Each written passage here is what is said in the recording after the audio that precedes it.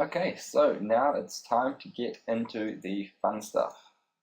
Namely, we are going to be blocking out our entire wall. Well, we're actually going to be blocking out our entire scene, not just the entire wall. So first things to do is let's just delete everything in the scene so that we can start afresh. We just need to load in. I'm not going to show me this, is it? Oh well, just delete that. Let's just open in our concept again. So I'm just going to open in the one we drew up with the outlines, just so we can get an idea of what we're doing. So what we're going to start on is we're going to start on this wall. Now bear in mind we can't actually line up the camera to the concept art and model from there, because as a concept art the perspectives aren't going to be perfect. Like it'll probably be impossible to line this wall up perfectly as well as have, you know, these things over here lined up over there. To do that, our scene would probably be immensely massive, like bigger than it should be, or things would be distorted. So we're actually just going to be, you know, sketch modeling this into place. So we're going to start off by creating just a block along here, a block on the end, some pieces coming around the side to a little tower in the background there, and we're going to block out this little thing with a cylinder. So nothing really too fancy there.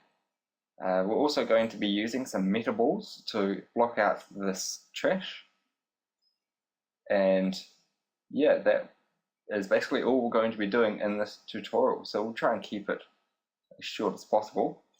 What I'm going to do is I'm just going to start by adding in this cube along here. So let's go Shift A, add in Mesh, Cube. In edit mode I'm just going to go GZ1, enter and exit edit mode, and what that does is it just lines it up with the grid.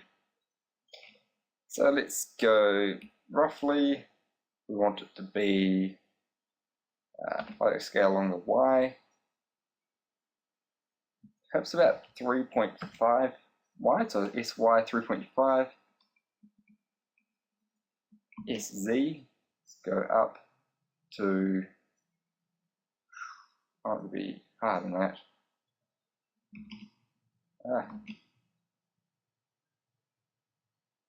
Yeah, probably around there. Go 5.6. Now this looks really weird being a wall, doesn't it? But what I'm going to do now is I'm going to go like SX30. There we go. Oof. Yeah, that's about what we want, I think. Yeah. I mean, you can make it maybe a little bit skinnier. Maybe come down a little bit. But in general, that's going to be perfect. That's pretty much exactly what we want for a wall. Bear in mind, you probably won't see the other side of it there anyway. Okay, so what I'm going to do now is I'm going to add in a notch in the middle. So to do that, we just go add in an edge loop, say about there, another one about there. We select those, we go E to extrude, Alt S, and we scale it out. And perhaps a little bit further on the Y. There we go, something like that. Now notice we've got the notch coming out the bottom here. That's quite easy to fix. I'm just going to actually delete the faces along the bottom. Oh, not the faces along the top. There we go.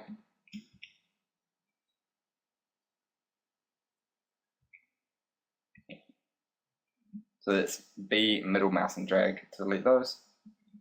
And we're going to leave that one and that one in. And delete those.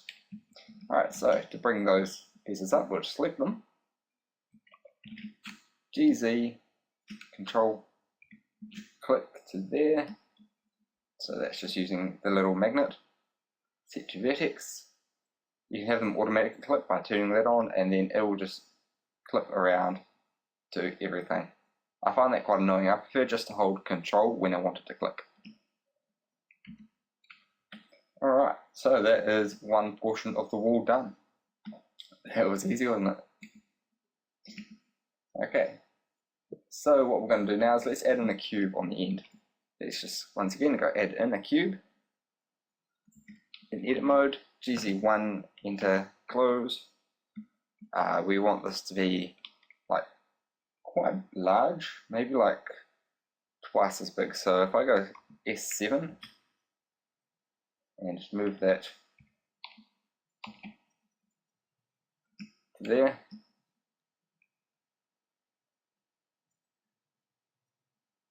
something like that. Yeah, that's looking about right, I think. Yeah.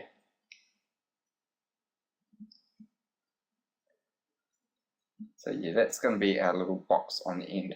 So if you're not sure which box I'm talking about this thing over here. You can see it juts out. We've got a box. We've got some things on top, looking generally box-like, and we've got this like pillar thingy up here, and some little platforms, and we've also got like these little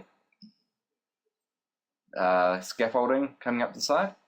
We're going to make that as well. I probably won't actually get into actually doing physical scaffolding and stuff like that. We might just set that up just like a single flat plane. I'm sure you guys know how to go into extra detail after I finish the tutorial. We just want to get the basic ideas out there.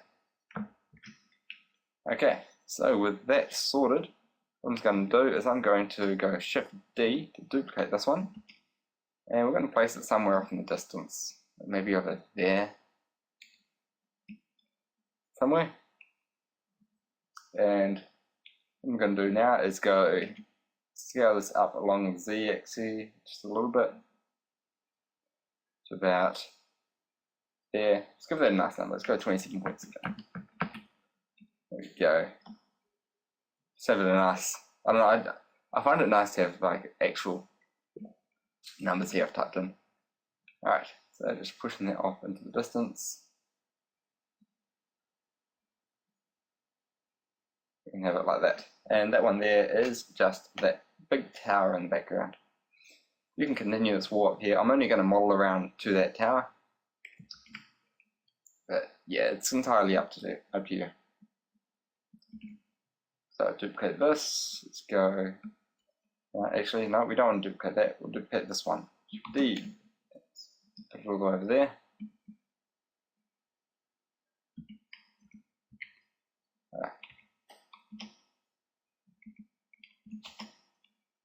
Alright.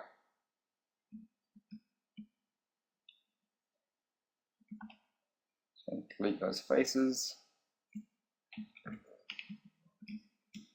Okay, so what I'm going to do now is I'm going to extrude this one over to here.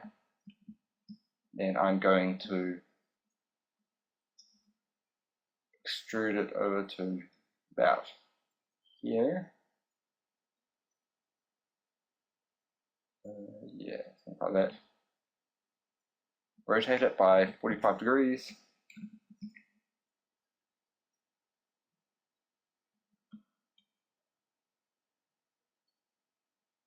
And actually, let's just move them over a little more. Something like that.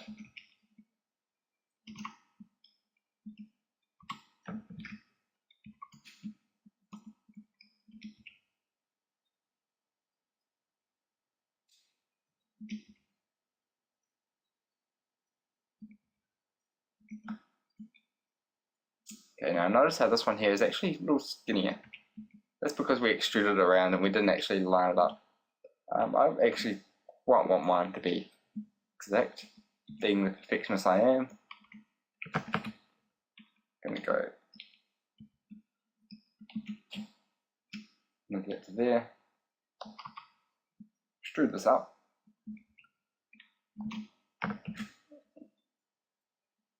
and then we can just join this in from here.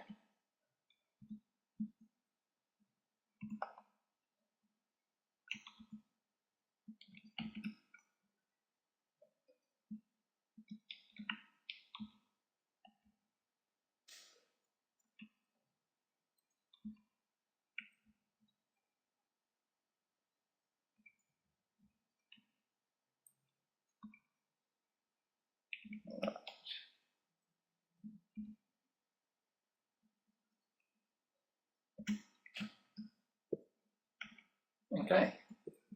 Now jump back to the concept art, just make sure we've got this right. We've got two little joins there, and we can see if this actually jumps up at the end. It goes up into it. So what I'm going to do is I'm going to put, say, an edge loop over here, just grab this one, and we'll just move it up.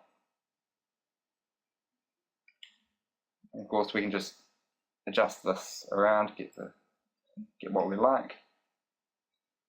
We can drag those two across to cut down on some polys a little if we want, but I'm not too worried at the moment.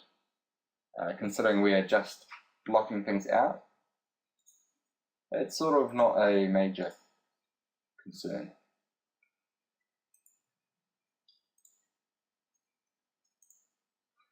Okay, so what we're going to do now is just add in a little more detail. Specifically, I want to add in some detail on this thing. We're going to go up here, just add in a couple of edge loops, like such, and scale these in, just to make it a little more interesting. It's mainly because if we're looking from down over here, we'll just be able to see it. So it will be quite hard to see if I come along and turn on the so we need to go into Blender render. There it is. Turn on mist. So of course that's not going to show us much at the moment, is it? Let's come and see if I can get this.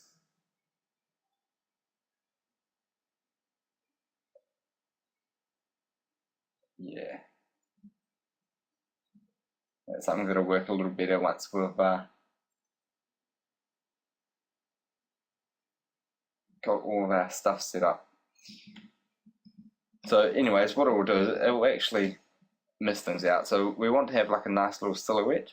So I also want to have maybe some rounded corners on this, just to spice it up a little. So to do this, I'm going to quickly just add in a couple of edge loops there.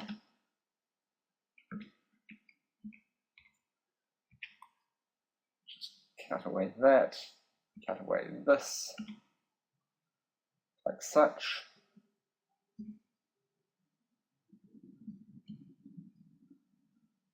And add in a mirror modifier. So do X and Y. So clipping, selected, and we're just going to add in a cylinder. Perhaps 6 should be fine, I think.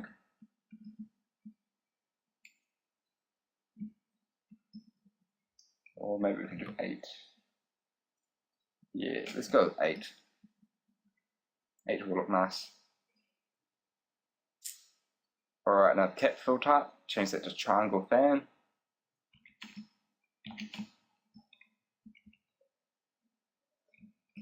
And move this all the way up, something like that.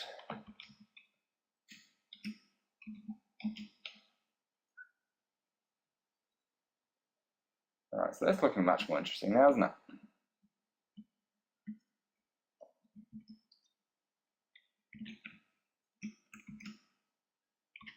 Alright, so we'll just give it that same notch that we gave these. So to do that, I'm actually going to delete these vertices. And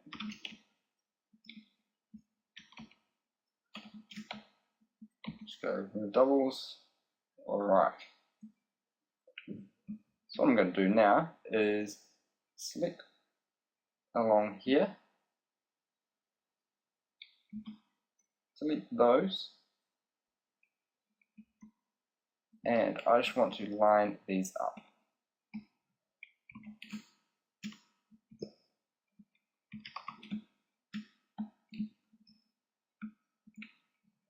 Okay.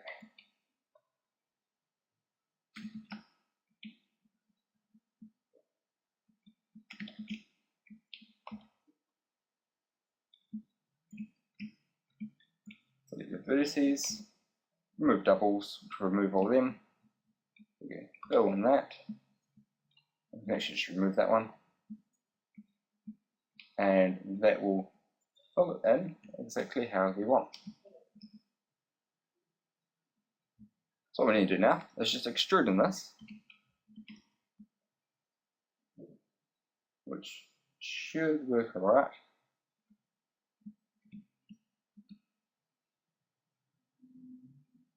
Yep, that's looking good like that. Remember, this is from a distance, so I'm not overly worried. We'll grab this GY, just line that up with there, just to fix those little shading issues.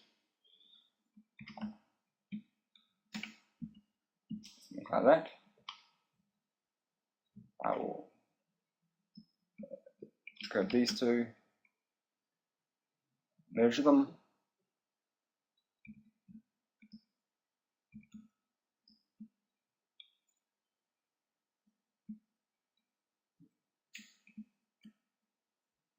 And in fact, let's just redo up the top here.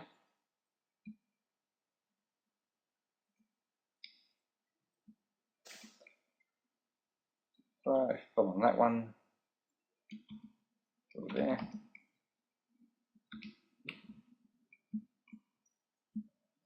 fill in there, there, there, and there.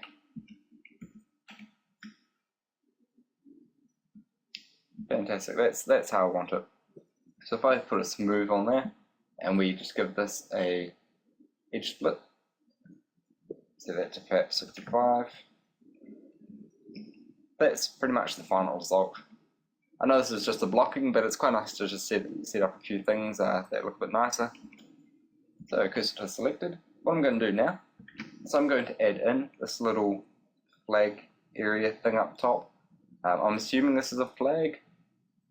You can see there's one of these on each of these poles going around.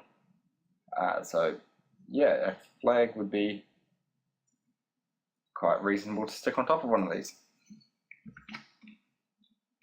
So I'm going to add in a circle, set this to 8, fill with the triangle fan, and scale it out like that. So what I'm going to do is extrude this up, extrude it up again, scale it in, delete that bottom one, change that to shading of smooth, and that is our result there. So you might think that you'd want a little more because you're getting those weird shading issues there, but actually this is perfectly fine. So from a distance, it's, see, yeah, that's about all we'll see of it. What we will see, however, is this flag up the top. So if I'm going to add in a cylinder, change that to 6 vertices, GZ1, I have it set to Engon still. Engons are not good for games, by the way. Yeah, they're not good. Stay away from Engons when you're working with games. It's alright to use them when you're preparing something, but your end result needs to be quads and triangles only. Just putting that out there. We'll convert them to triangles later, but it's nice to actually be able to convert them yourself, and you get a lot more control. Alright, so just bring it up, shading smooth. There is our flagpole. Add in a plane, RY 90 degrees.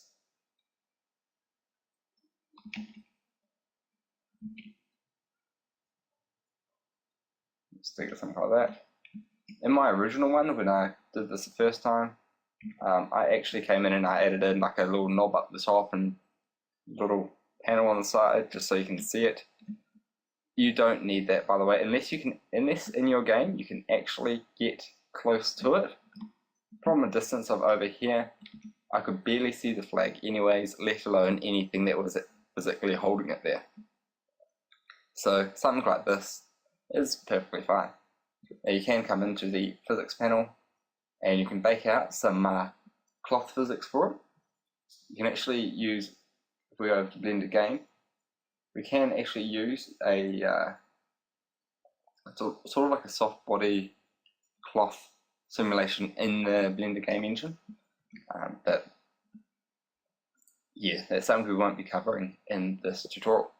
So now's a good time to come along, go save as, and I'm just going to save this as, we'll go 2-1. This is stage 2, part 1. Okay, so with that there sorted, we're going to add in our cylinder on the end. So if I just go add in a mesh, add in a cylinder, go change that to something like 8.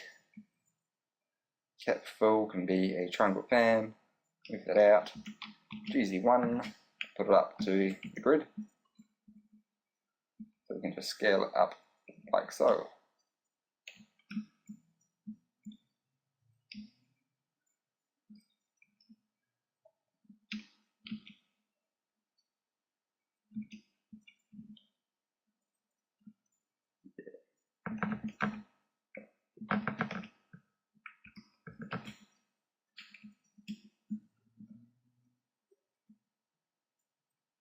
Cool, so that's that one.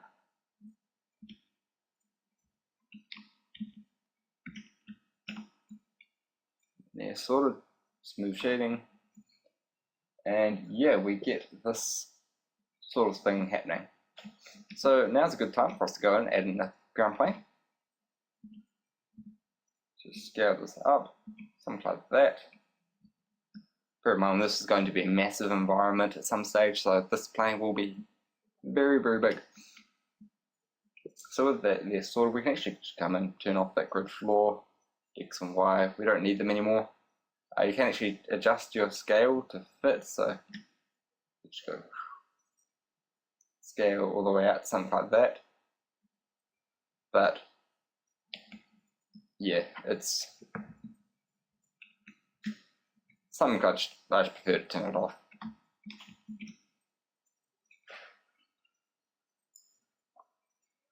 Okay, so what are we gonna do next? Let's come into here, zoom out. So we've got our wall done. Yeah, that's tower in the background. This one, I'm gonna ignore that tower until we come along to the details phase. The vehicles along here, these two vehicles, I actually have these included for you. We're going to be doing that a little bit later. So our city will come in a bit later, the rocks will be a bit later. Let's go ahead and add in these junk piles. So what I'm going to do for junk piles is actually a really cool trick. I'm not sure if you've used these, something that's probably not used very often at all. But if you come down, you see you've got add mesh, and it's not in here or curves, whatever. It's this one called Metaball. Now Metaballs are really cool. I love Metaballs. There we go. So we scale them up like this. We can duplicate these around, and they just kind of glob onto each other. So you can see it's dynamic topology there. You just move these around, and they'll just like absorb each other once they get into this little range. Yeah, something like that. You can add in a few different ones. There is like a cube, it's another one. Cubes are a bit more interesting. So you can see like that. Oops.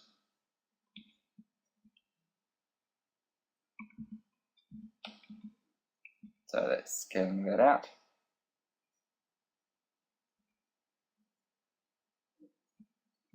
And yeah, that's basically all you can do with Metaballs. So we've got some things here like the threshold, that just adjusts it. Now the resolution, this one here, it's quite obvious. You can have them really high resolution if you want, or you can have them quite low resolution. Best to leave it about default, which is about 0.4. And yeah, you can kind of see how we're going to be making our trash. So if you go into edit mode here, notice you've actually got two circles. Now this other one, this is a little different to our regular one. You kind of have to just play around with them to have them work. But you can see we can scale it out in a general scale. Or, oops, we can select this one and we can just scale out the region. So it probably doesn't make much sense, but there is a reason why you can do that. If we go to our add Metaball cube, this one here is a little more easier to see. So if we go into edit mode in this one, so I'll just move this away from the others for now. So you can see how we can change this. If you can kind of see, you probably can't see on the resolution of this, but yeah. If we scale this up, see what it's doing? So cube, sphere, cube, sphere. So yeah, have a play with them.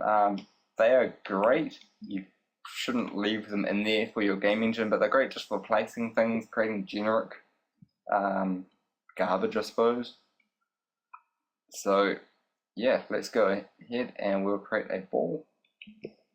Now you can actually scale these on like the just one axis as well, should you need to. I don't think you can do this in edit mode. No, you can't. But yeah. So what we're going to do is we're going to find an average scale of our garbage. Should be, let's put one about here. Should be, bring one out. Maybe another one around here.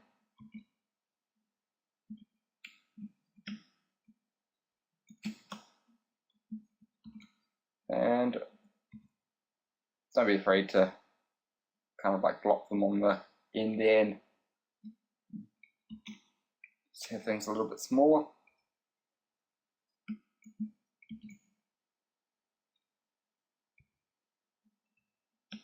Yeah, just something like that. So that is effectively our garbage pile. If I come here, I can adjust the resolution, make it a little higher. Like that.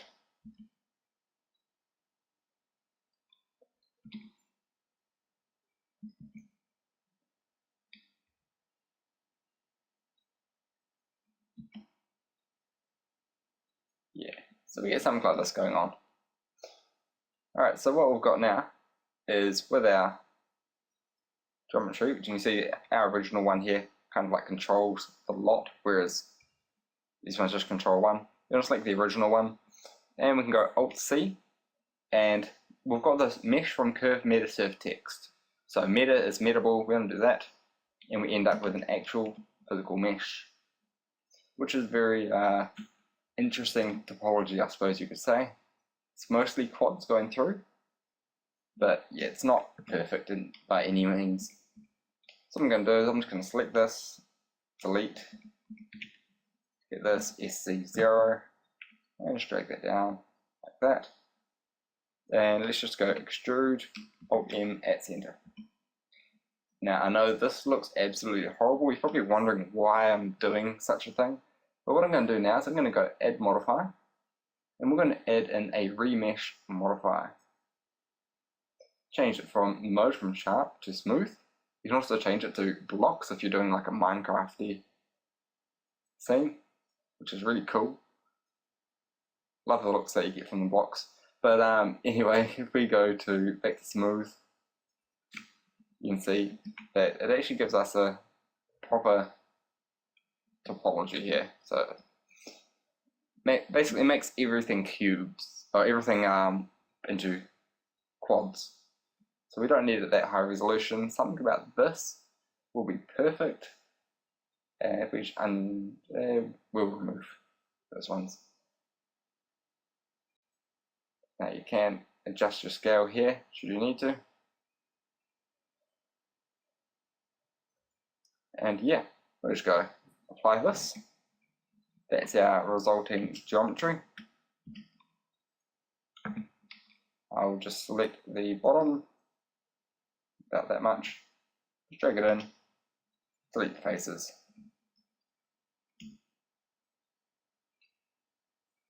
And yeah, that is effectively a junk pile.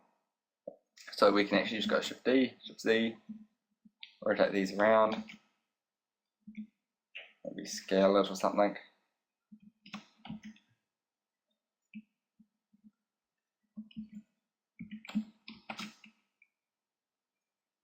Let's scale it down, and you can create a couple of these. Maybe you want to create some in the background. Something so when our character is down here, he's got something to look at over there. You can see, there is just endless piles of trash. And yeah, that is how to create metaballs. Alright, so what else can we do in this blocking stage? It's mostly done now. Got a few things in the background. We're going to ignore these background elements in this tutorial. We're going to go through maybe a few pylons and stuff, and maybe an image in the background, but we're going to, for the most part, just be focusing on the region in the middle. So let's add in a couple of rocks. Alright, so what we do for rocks is we add in a cube, bring it over here. Alright, and just give it like a random rotation, like that. And now we just like move it around.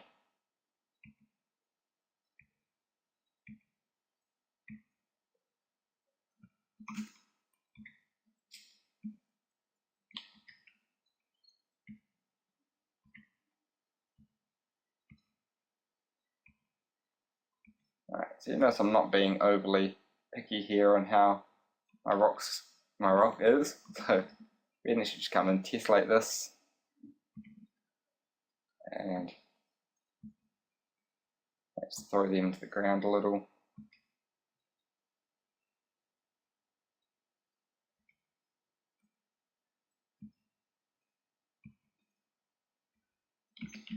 And we'll get with something like this. As something that we would come in and retopologize.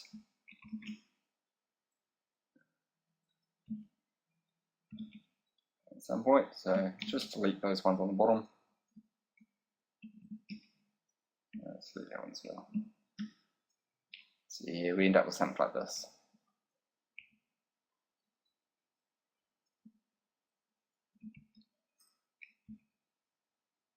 So we can actually just, as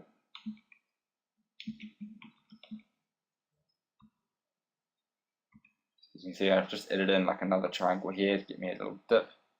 I can delete that edge, maybe just go and extrude this over. Fill in that face, fill in that one, and we get kind of like these sort of things, which look really weird, but once we actually have like a rocky texture on this, you'll walk up to this in the game and be like, oh my gosh, it's a big rock. And yeah, that's all that a rock is. It's just a completely random thing that someone just gone along and been like, this looks like a cool way to make a rock.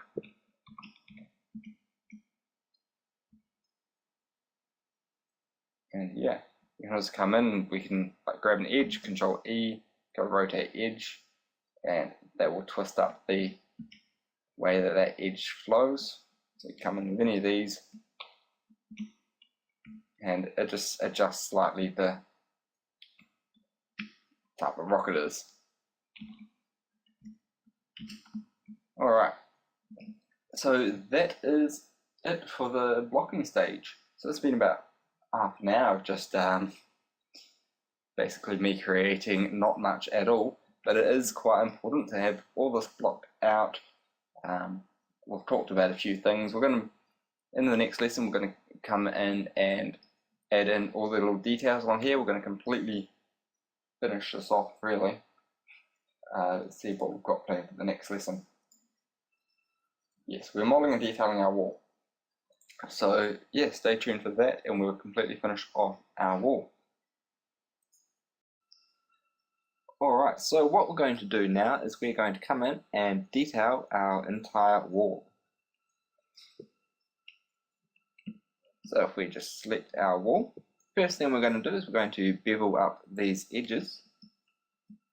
Then we're going to come in and create this tower that we've got here. It sort of looks like some kind of processing tower. I'm just sort of roughly going by the concept, but what I actually want to do is I want to have like these big spikes that come up, and perhaps like a big steeple and some scaffolding coming around it. Just something that looks a little more intimidating. This is kind of like a war environment, so yeah, something like that. That's just my personal preference. You can go ahead, you can model some oil rig kind of thing, anything you like here, and that will look cool. So if I just come into edit mode here, what I'm going to do is we want to bevel these edges along here.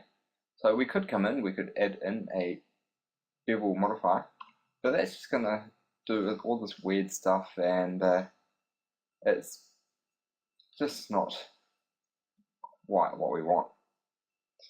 So I'm going to delete that, and what I'm going to do is I'm going to go Control R down here, drag down the bottom, and then just GZ to grab it up, and don't need an edge there. Okay, so with that there sorted, we just need to move this across, that there, same with this one, and then just bring these in.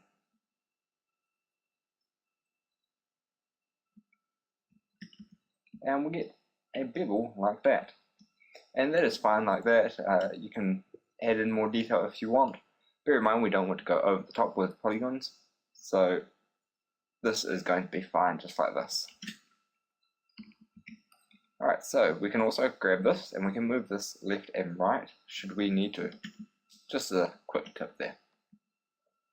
Alright, so I'm going to get into modeling our little block here now. And this is going to be quite easy to do. What we need to do is just go into face mode, grab this one at the top, extrude,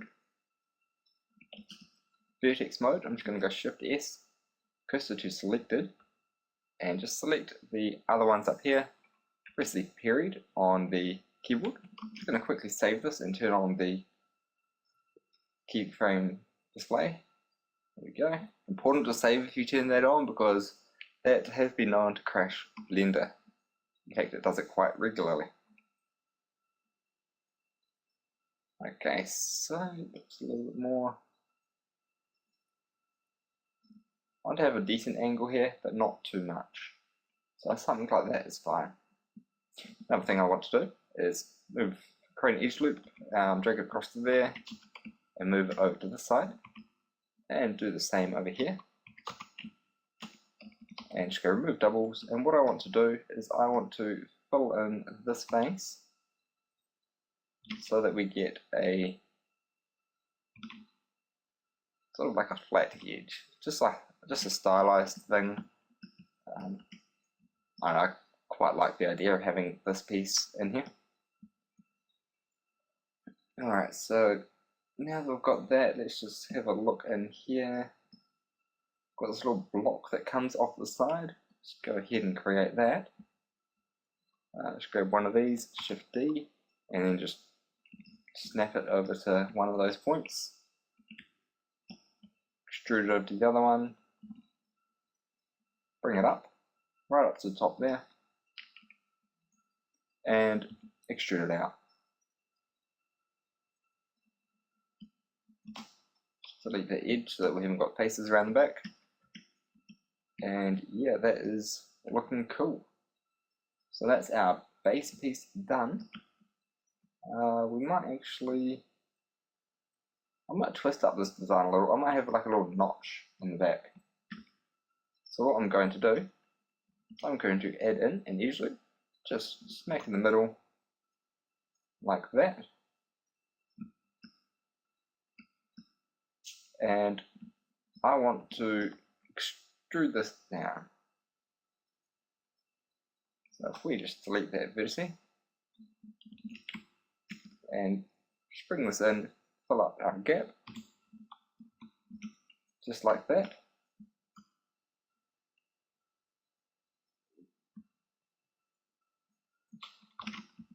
And let's bring this down to there.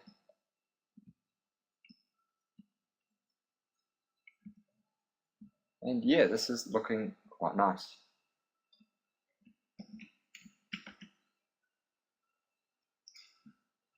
Okay, so next step is we want to create these little sort of platforms that come off the side. I assume there's one on this side, and as the wall goes across that way, there should be one over this side as well. That's very easy to create. What we're going to do is we're going to just duplicate this, Shift D, separate it by selection by pressing P. By the way, if you get lost as to which buttons I'm pressing, that key status thing just brings up them all just down there. Okay, so let's move this across to there, and not quite over to the end, but it's almost there, somewhere about there.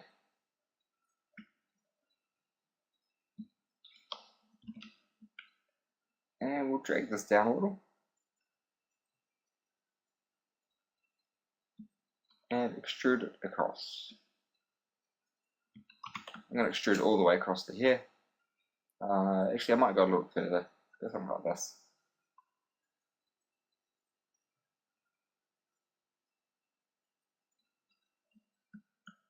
Cool. Okay, so what we're going to do now is press E, Alt S to scale it out. Now, if you get it where it is going the wrong way, say if it does,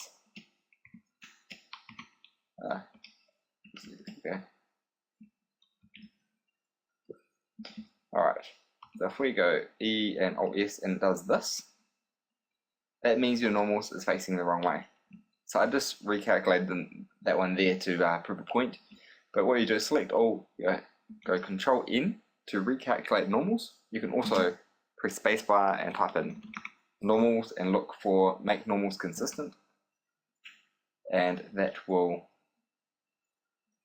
line them all up for you. So we can go E and just go Alt S and just give it a reasonable amount of thickness.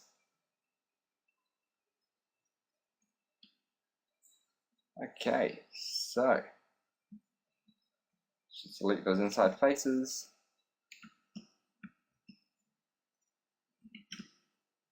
Might just grab these, just drag them down. Doesn't matter if it intersects, by the way, that's perfectly fine like that. It just cuts down on the number of polygons we have. Okay, so what we're going to do now is bring out a point along here and this little piece coming up here. So how are we going to do this? Zoom in. Alright, so coming out is straight out from this point here.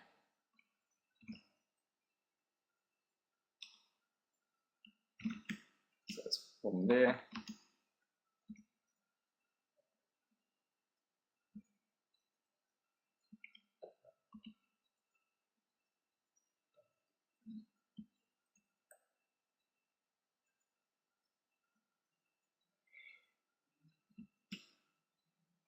Yeah, just something like that.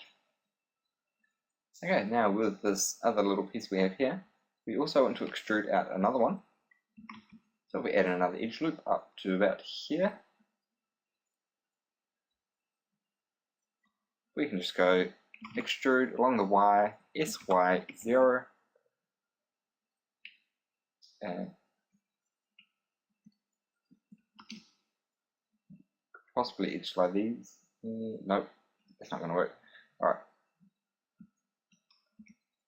So what I want is these to actually come down a little. Not so thick, so just about to there. Quick way to do that, just to add in a edge loop.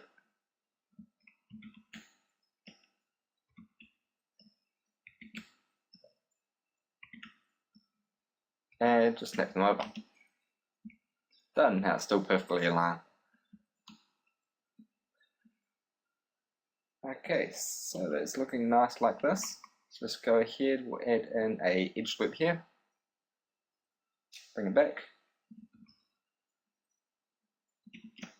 Just go Control R, then scroll up with the mouse wheel. Or if you have an Intuos 4 tablet, there's actually a little scroll wheel built into the tablet, which is what I used there. Okay, select these two faces, extrude these out, and we get something like this. Cool, that is looking pretty sweet. Alright, move that across.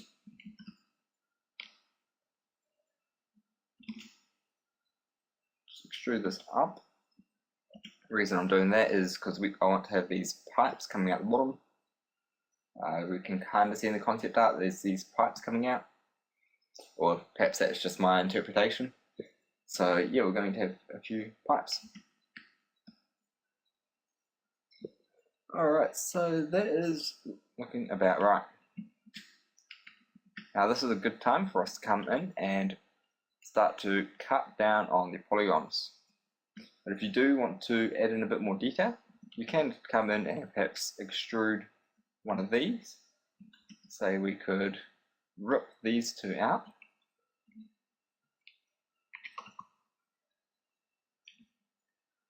Line them up with here. And you have a bit of intersecting going in here. I might stroke this out a little, just to give a bit more interesting shape. See, if we look from a distance, you can't really see it actually, especially over down here.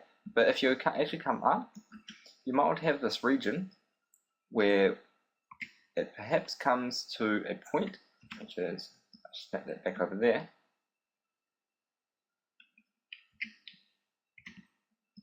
Alright.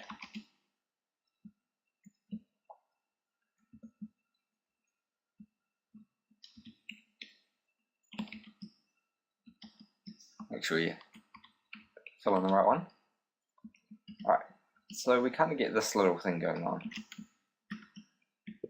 where we have sort of like a little notch that comes in, and if you come up here, perhaps there'll be some like doors and you can go inside them, come inside this whole structure, something like that. It's entirely up to you. I'm going to leave it how it was. Not a big fan of this. I might come in and do that later. Alright, let's see. Here we go.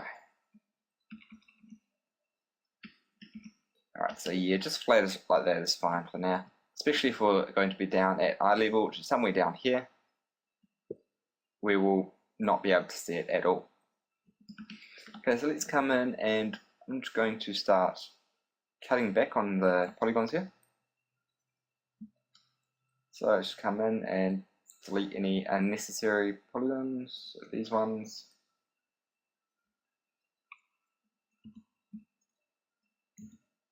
Fill them in.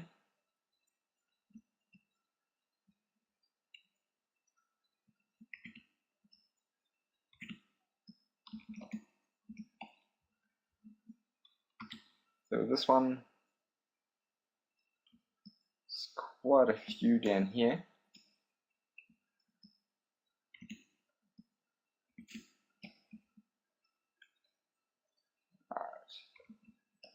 Not that one. This one, moved across. This one, moved across. Move doubles on this.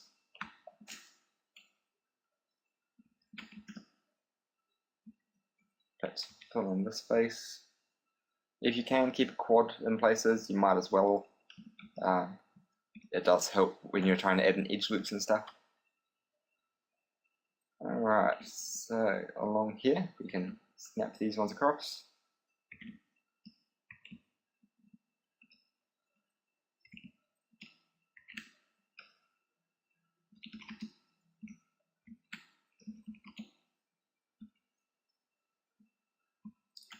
Do the same on the other side. We can just select the whole lot along there. Oops. Snap that across. Remove doubles. If you're following along, by the way, in Autodesk Maya, I will point this out. There's probably not going to be many people that do that, but I know some people do. And when you merge across, say, I merge these two over here and these two over here, and there's a face in the middle. If you're using software like Maya, and I think 3ds Max might do this as well, it actually keeps two edges along the same edge, so, and they're joined by the same two vertices. So you can't actually like select one and move it away, but there is a tool in those softwares where you can clean it up.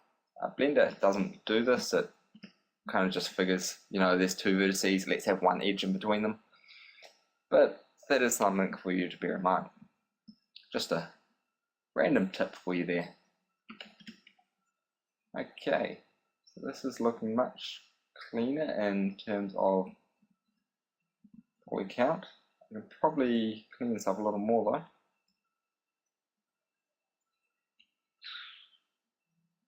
Perhaps pull this one up, that one over, leave that one over there. Alright.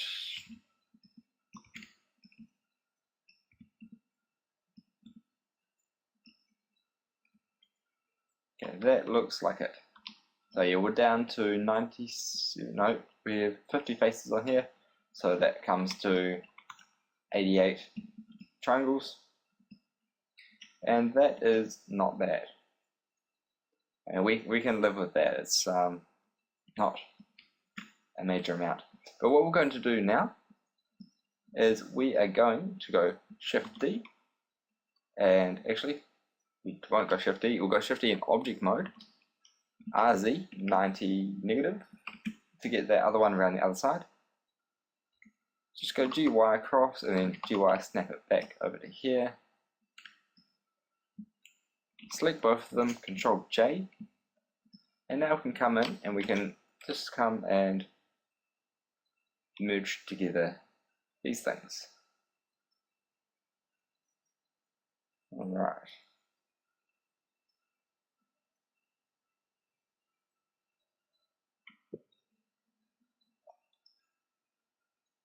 Okay, let's just select one of these, delete that.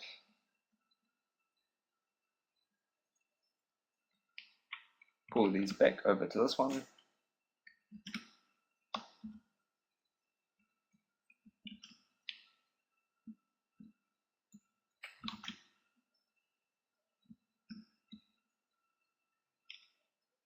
Alright, I can see here that we've got a few issues with this piece not joining up right. So I'm just going to snap it back up to there for now. Just do the same over, oh, we can't do that over here. Just delete the edge.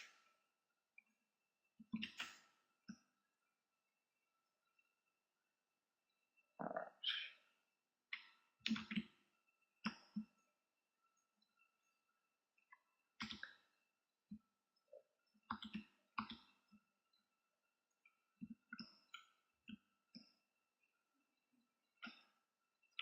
Okay.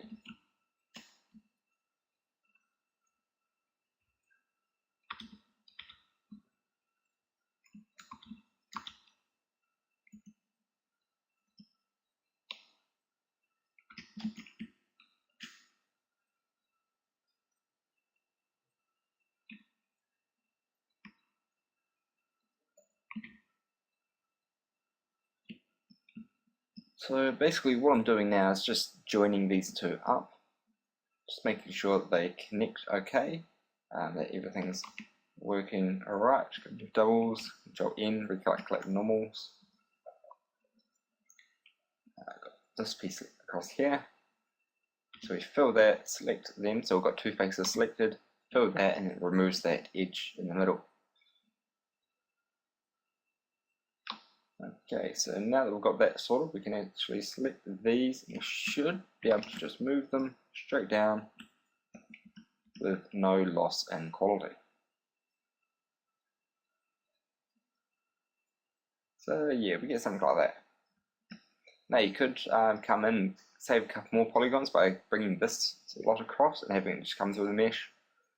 But the problem that you're going to run into there is you're going to lose some texture area, and yeah, just like this is fine. This isn't too many polygons. We have 170 triangles, and I'm okay with that. I think we could probably save a couple more, but that is fine just like that. Alright, so it's about 20 minutes in now, and we haven't quite finished this block. So let's get cracking. Just select these. I'm just going to join them to the original. So we end up with a mesh like this. And just looking at the original here, I think I can definitely clean this up a little. You can see it's not the best topology we've got, or not the best poly count we've got on this one. So I'm going to move these over just like this. Move the doubles.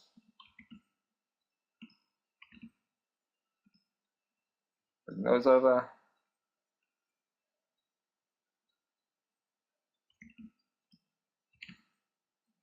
These ones.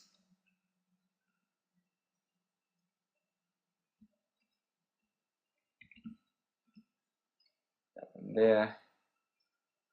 And this one here.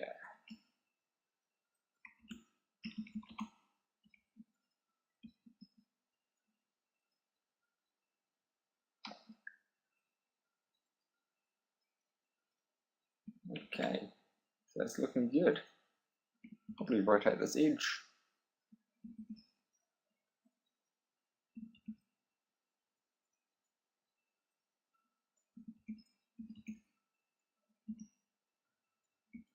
And yeah, that spaces it out just a little better.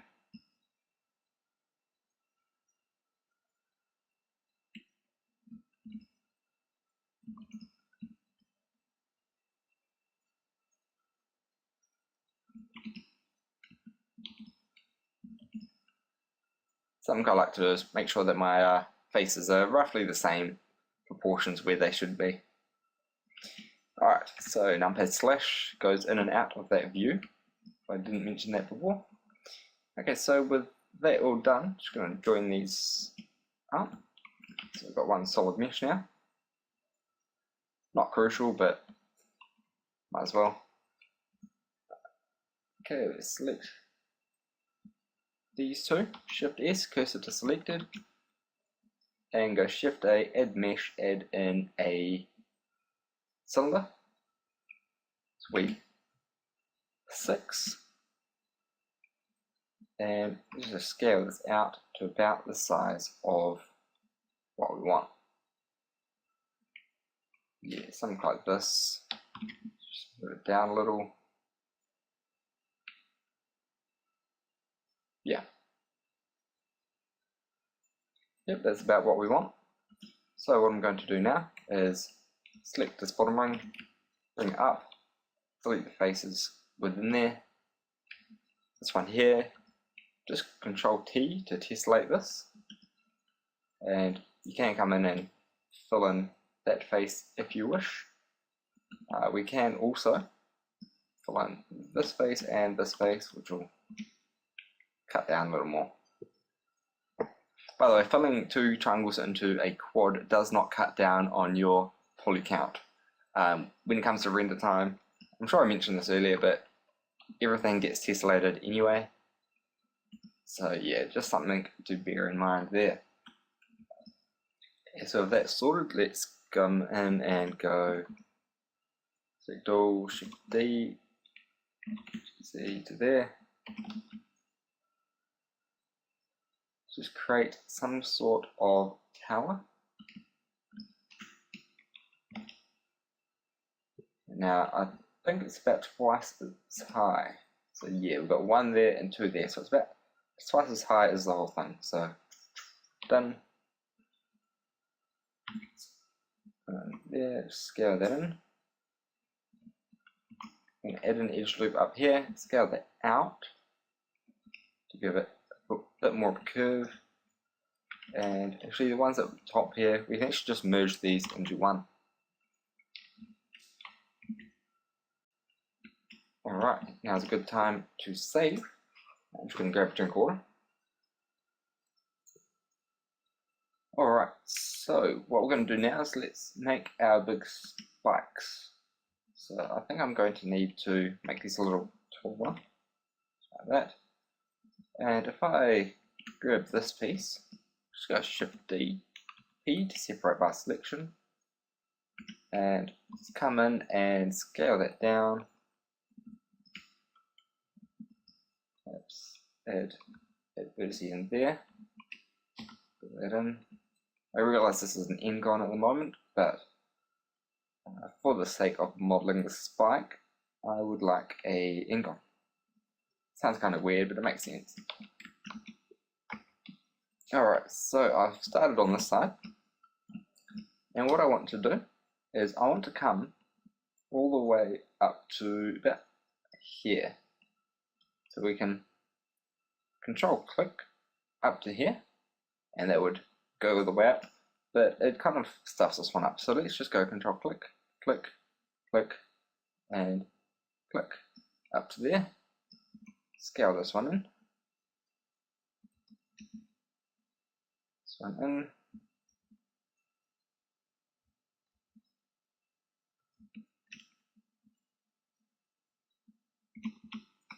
And just reset this one. Alright, and we end up with a spike that kind of looks a little like this.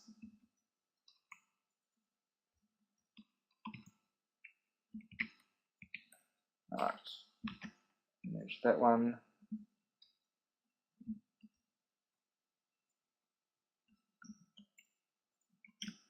And just delete that face in there. So we now have a non-n-gon surface, and that is looking pretty good like that actually. I like that spike. So we got smooth shading. You'll notice we get this weird ground edging along here. So if I come up to modifiers, add modifier, edge split set to about 65 degrees or so, maybe about there, 55 for loop. Alright, we get a much cleaner looking smooth. Okay, so let's just duplicate this around. So Alt D, rotate around the Z, let's see, was it 120? There we go. Oh, 1200. Alright, we ended up in the same place. Alt D, RZ 120.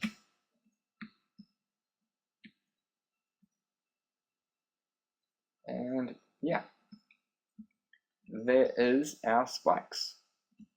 So let's come in for the final step of making this tower, and it's almost half an hour of building this tower. So I'm actually going to show you how to create this little piece up here, and then I'm going to show you how to create a few of these panels along the side, these big cylinders in the middle, perhaps the turrets, and then what I'm going to do is I'm just going to skip ahead, and I'm just going to pause the recording and go ahead and model this entire wall, just so that I don't bore you. I had a few comments on my tutorials that they go really long, which is fair enough. I think some of my tutorials go for about 5 or 6 hours, just going as in-depth as I possibly can. So I will try and be a little more brief in this one. So cursor selected. Let's go Shift A, add in a cube. Let's move it down here. Now what I want to do is basically have sort of like a little, how do I word this, little ledge, maybe like a little, kind of like scaffolding, but made out of flat metal rather than actual pieces of wire and stuff. You can see here we've got all these cross sections. I want to have like a flat one, just to go with the post-apocalyptic thing. You're welcome to have whatever you want. This is just my personal preference. Alright, so let's extrude this across, extrude it up,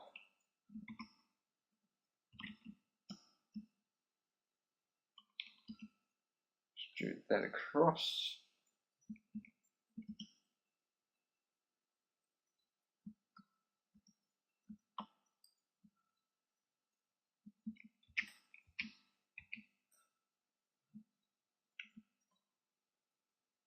Alright, and we're just going to start winding this up. So extrude it out. Next one, extrude this across, bring it up, about there, extrude it over,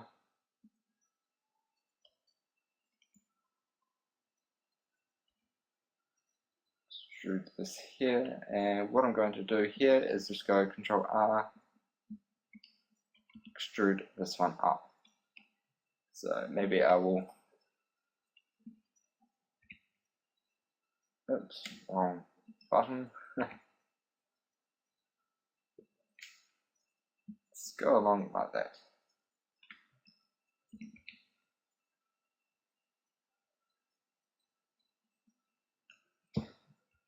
Okay, so with that there sorted, let's come ahead and open this up. I just select these ones, select all the faces that I want to remove.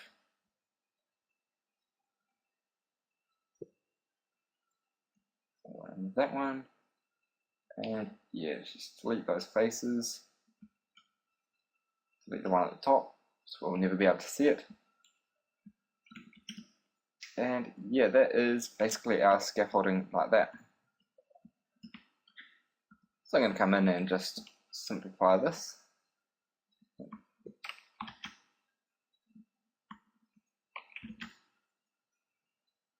Let's just merge those at center.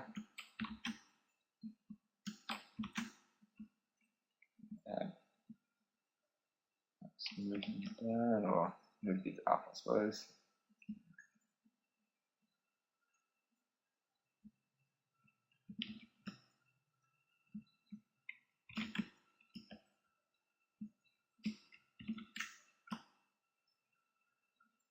Yeah.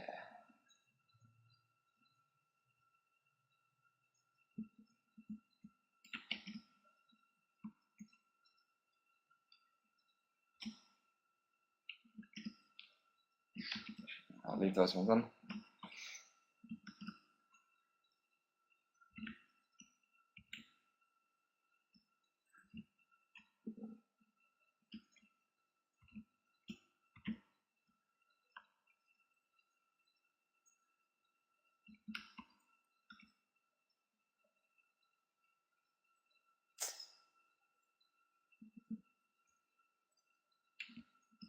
Alright. Rotate this edge.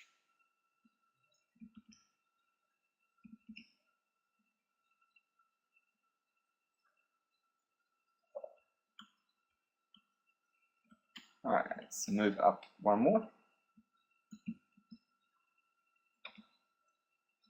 Can't do anything with those ones. These ones we can. Let's move this one up there. And up there. And that should be unnoticeable.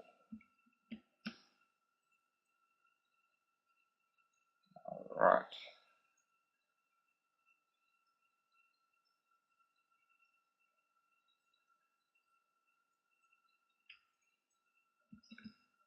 Okay, so we can move this one as well. Right, that looks like we'll cut down as many polygons as we can there. We can maybe move this a little over.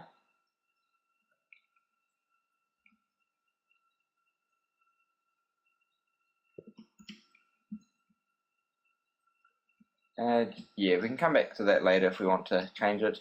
If you want to have all the little details and crisscrosses and stuff, you can either model them, which will look really nice, or you can come in and just add in a alpha mapped texture, and that will work quite well as well. Okay, so I'm just going to save that, and this is our tower complete. Let's go ahead and start on our wall. Okay, so what I'm going to do now is create these little bits and pieces along here. So first I'm going to create, zoom out a little, I'm going to create these things up here. Now I kind of see these as being a couple of cylinders, but they don't quite line up at the bottom, so I'm not entirely sure on that, but I feel like putting a couple of cylinders in there. We can always change it later.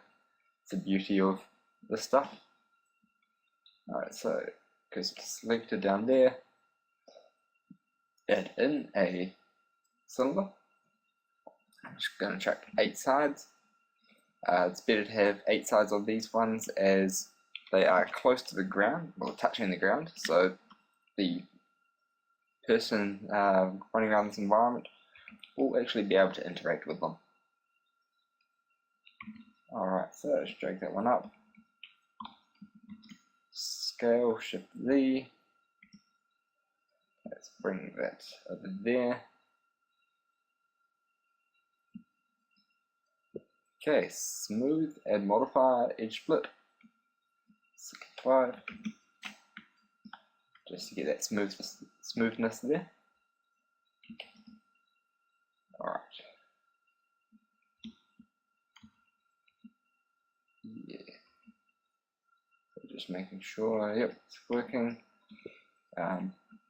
Yeah, just getting myself a nice flat top up there. And yeah, that should be right like that. Let's select the bottom. Let's go X faces, so we don't have it face on the bottom. Shift D, Shift X. Just bring it up to about there. And what I'm going to do is grab the top.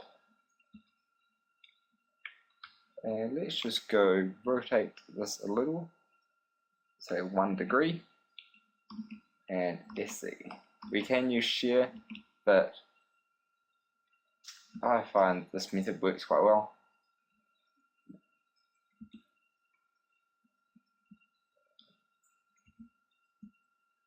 So just to get a bit of a look, you can see we've got that stuff there.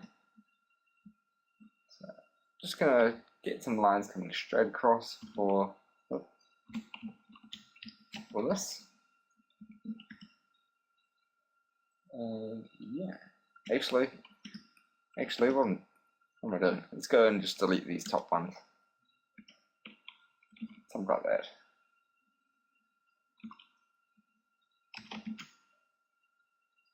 Just getting this up.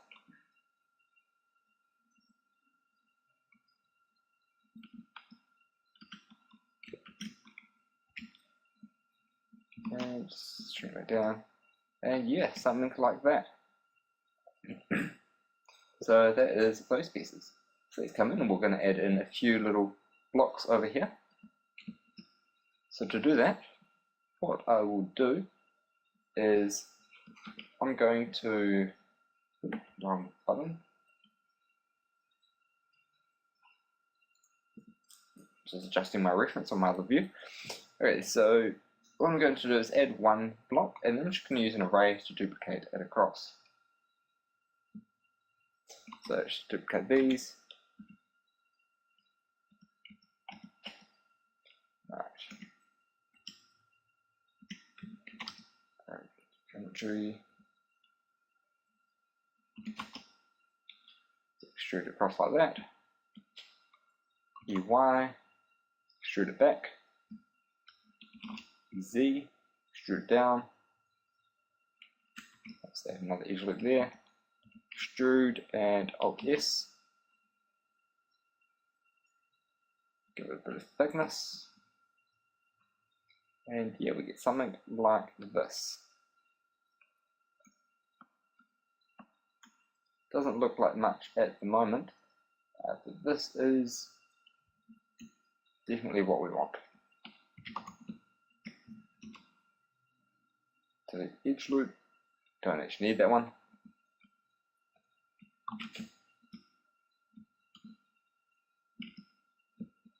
Alright, we get one of these things. Let's just shrink this up, along the X.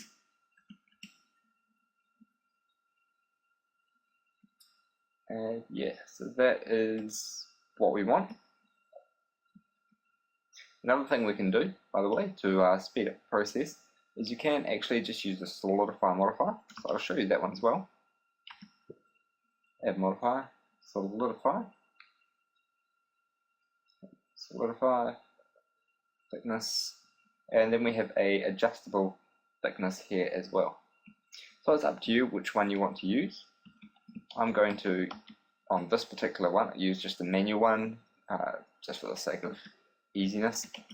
Plus I can come in and delete our interior faces. Okay, so next step is add in an array modifier. Just split it up a little and perhaps do 5 of these.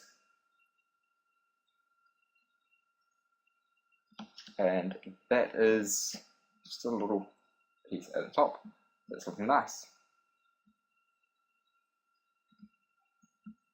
Okay, so with that one there done, what I'm going to do is, I don't know where my cursor is, it's over there. Let's center my cursor. Go Shift A, add in a plane. Bring this over here. And what I'm going to do is I'm going to add in a few planks just lying around. We can kind of see down here there's a little bit of gunk, a little bit of shrapnel over there. Either that or it's just blur, I'm not too sure, but I want to have just some pieces lying around here. So for this piece, I'm just going to scale this up, add in 2 edge loops like that, add modifier, add in a solidify modifier, increase this, decrease the thickness, about there. And what this is a panel, effectively.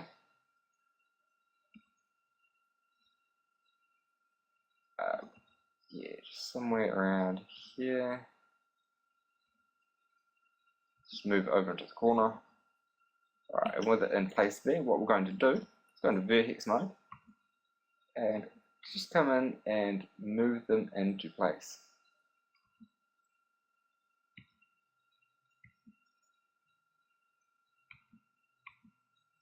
It's okay if they intersect the ground. Try to avoid them intersecting the wall. You want to have them touching but not intersecting, or at least not intersecting much would be the key word there. That's where these ones coming back.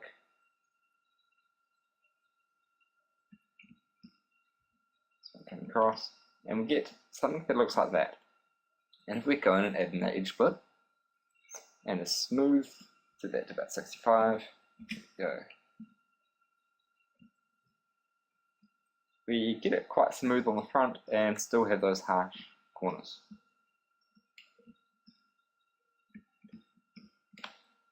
Okay, so what we'll do now is we just duplicate a couple of these. Perhaps we've got a couple leaned up against the wall. Try to have them, avoid having them the same. You can have quite a few variations of these if you want. They are only 8 polygons, 8 plus 8 is 16 plus 1. I don't have no idea how many polygons this is. But yeah, if you apply the modifiers, it'll come up to a bit more than that. But they're not overly detailed, is what I'm getting at here. So we can go like this. We can even come in and we can press B along here. We can separate the piece. Just to throw in a bit there. Now we can't come in and go separate this one as well, because that looks weird like that. You need to actually separate these 2 vertices out, as you're going to get a bit of UV stretching and stuff going on there. Okay, so there's that one. add in another one over here. Alt M at center.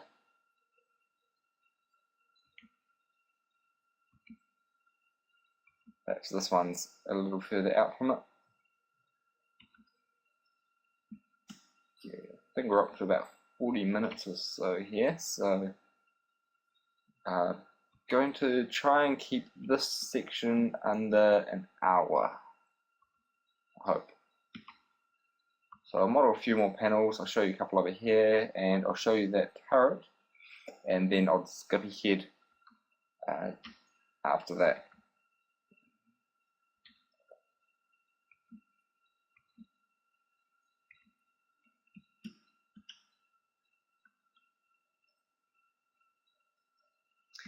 Alright.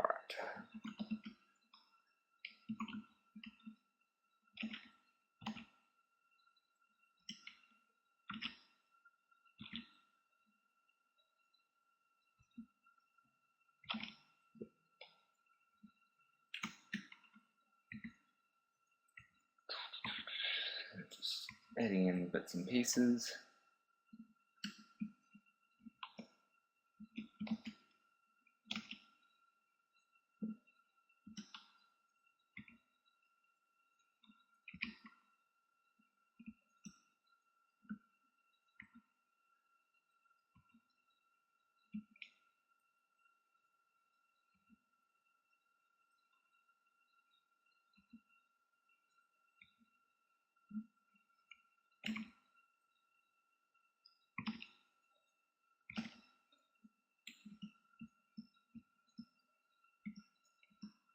I can see these are intersecting, so I'm just going to bring that up.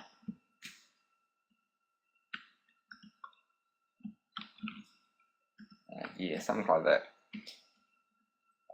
Okay, so we're going to have a couple of turrets coming in here as well.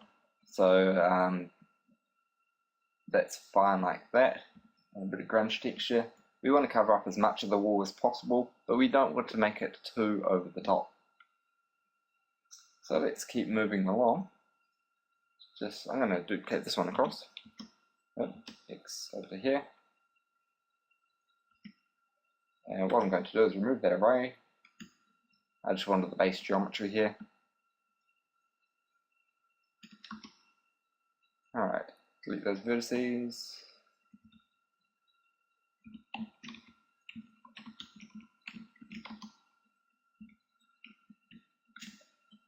Alright. So just grabbing this one. Just bring this down to about here. Across. This one across.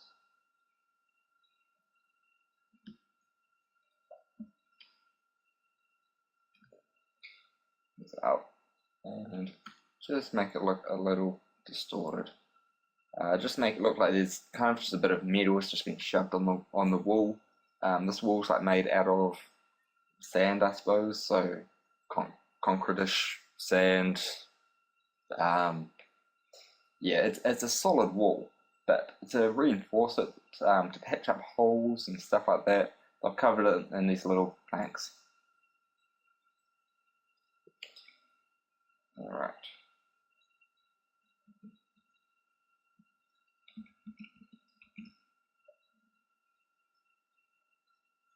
So somewhere around there. Get rid of one of these.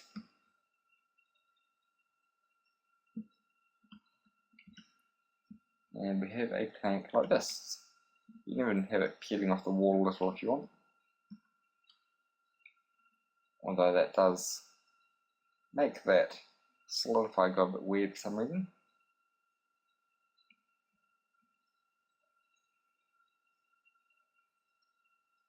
Even things.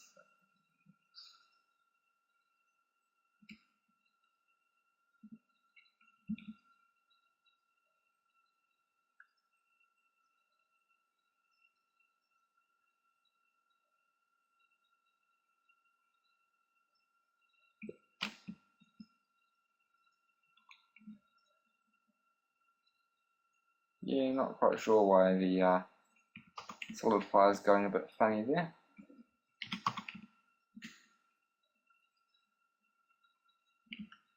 Hey, can't have everything. Alright, so that's that panel done. Down here I'm going to add in a cube, so let's just go Shift S, goes to selected, Shift A, and a cube.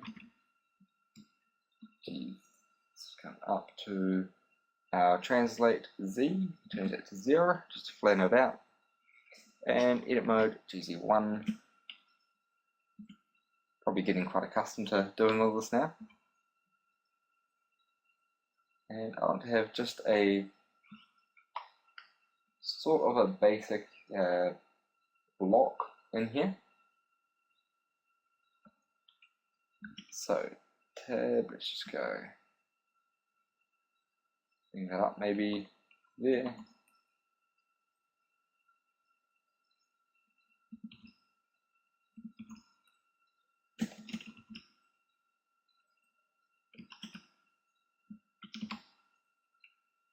And I'm just focusing on making an interesting shape.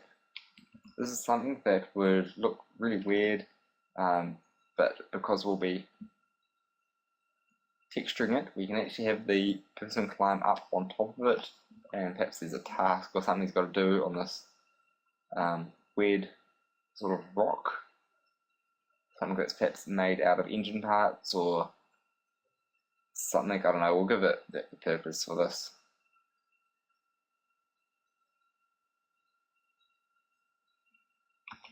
So yeah, something like that.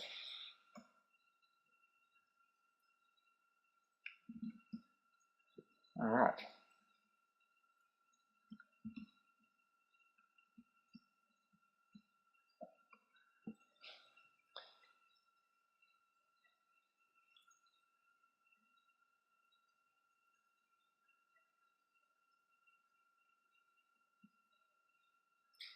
Notice I'm not actually being conservative of polygons in this one. It is not overly high, so not overly worried.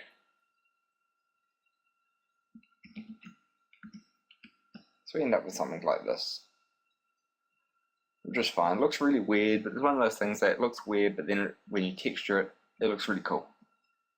So just trust me on that one. You can kind of see it behind here, the concept. It's just like a lump. Okay, so moving along. Let's cover up this piece of the wall a little.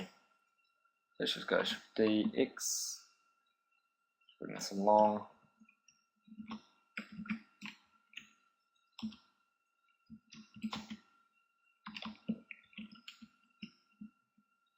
That's something like that.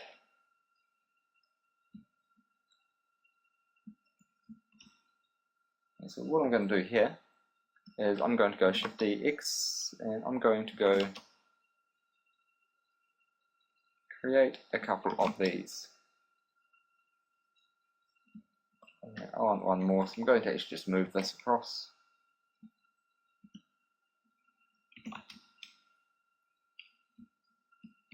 So something like that. So what I'm basically going to do here is just join them into one.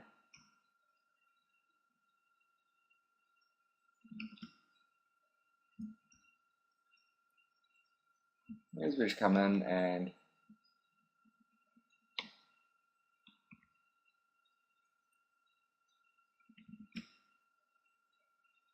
just edit this a little.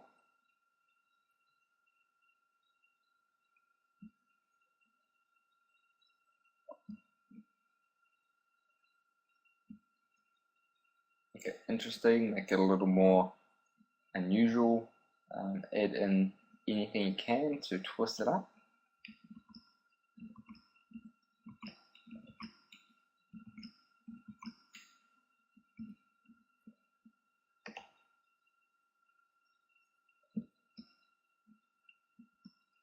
And yeah, we get something like that.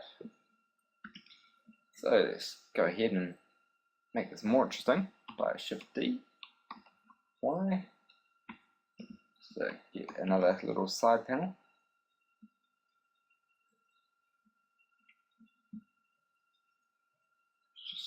drag this up.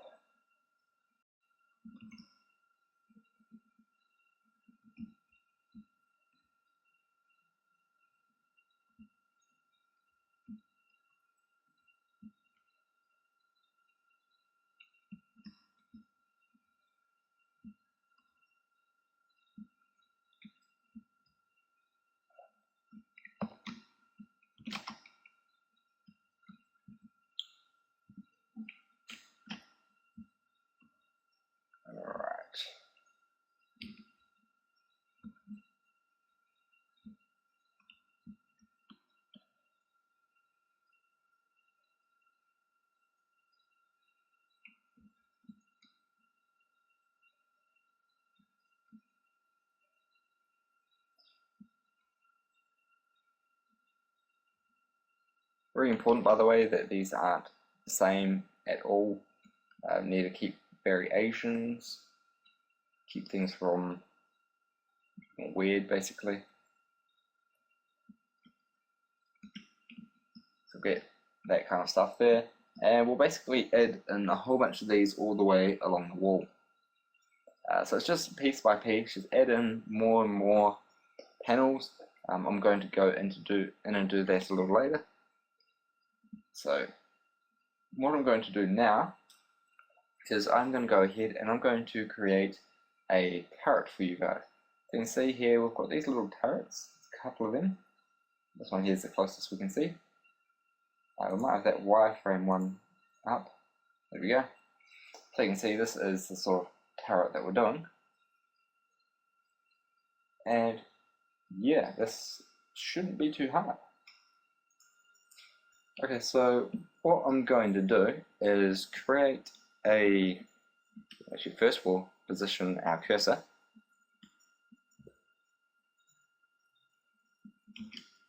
Just selected, yeah, about there. We can actually move our cursor around roughly to where we want using these controls. And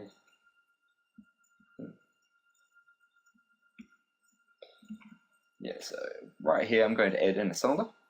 Actually, circles come quite nicely. Each of these, and yeah. Tab into edit mode, RX90, and that gives us this.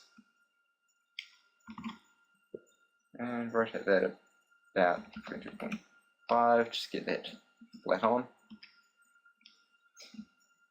And we're going to start by creating this piece in the middle. We extrude that along the Y.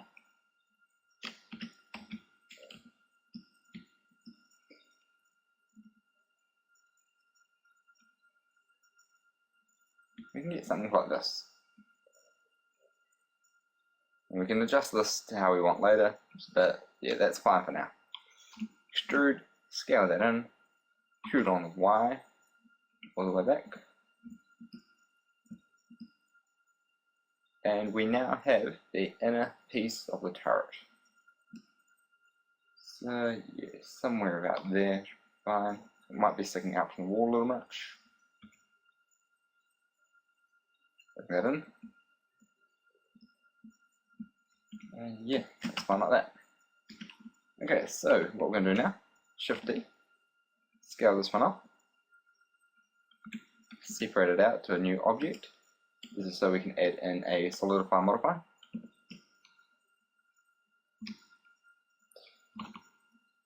Extrude it across to down over here, scale it in. Get something like this.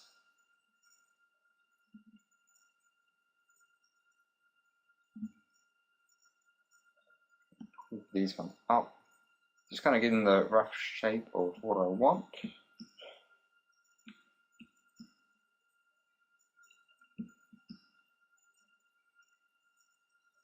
Yep, something like that is fine.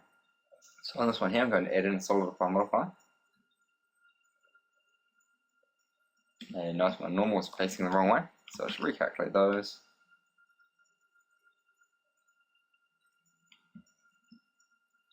And that's looking good like that. Alright, so with that in place, we're going to create a few little details. So to do this, we can add an edge loop in the middle up there, one down there. I'm just going to remove half of this so we can have it symmetrical. Mirror, turn on clipping, put it before the solidify, very important. And yep, so that's fine like this. Let's move them down. Let's see, where should we add this in? An edge loop around about here.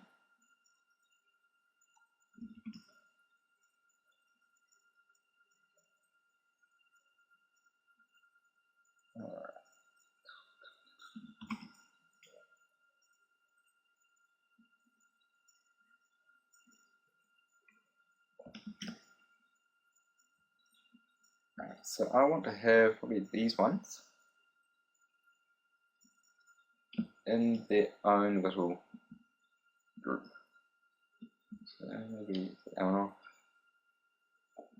These ones, separate that and get these. Move these out a little, down.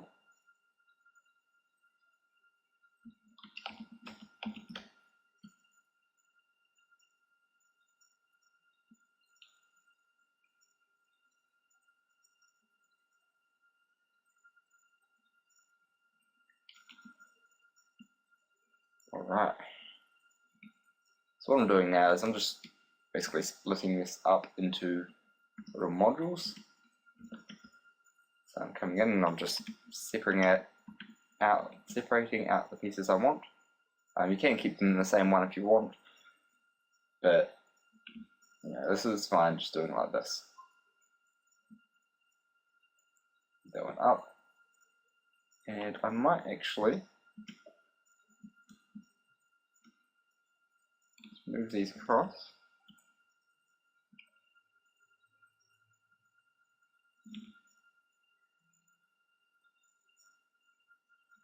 Yeah.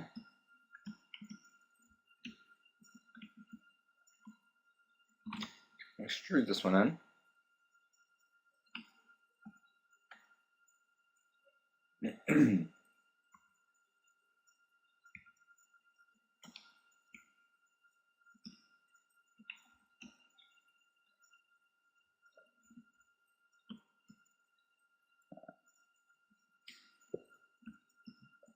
And we'll just give us another one there.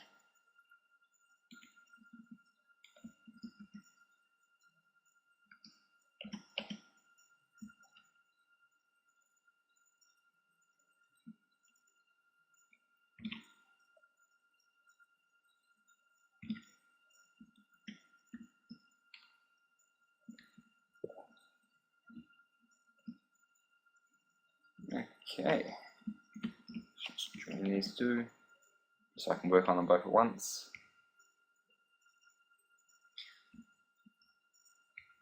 Move it up. Just merge those ones.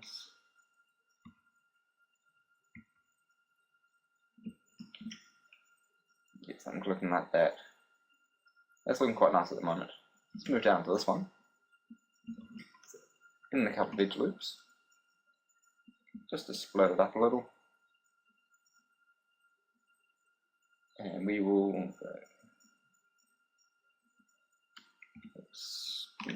separate this one off.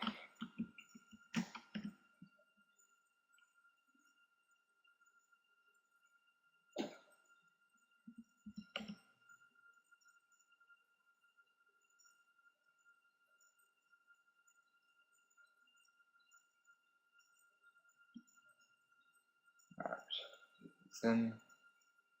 A lot of doing this is just tweaking, so bear with me while I go through and do this.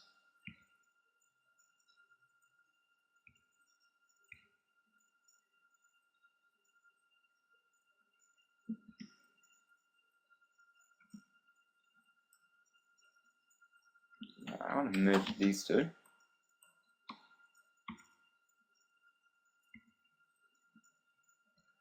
And then separate out these.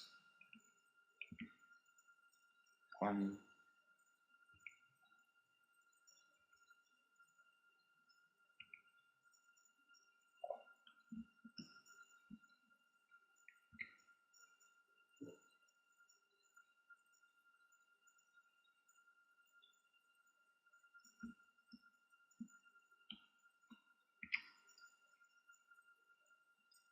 By the way, to separate is V,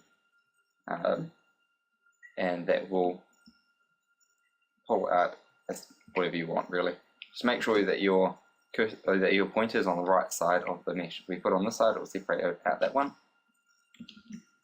This side will separate out that one. Sometimes it's a little bit funny, but it has improved in the recent builds. So, yeah. Merge these. Alt M. Alt M. And yeah, we're getting a very shattered look going on here, which is what I'm after. I'm going to come and delete that vertex.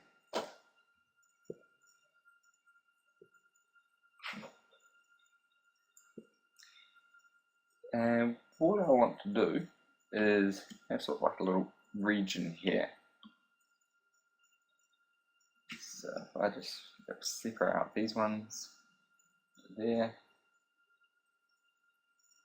This.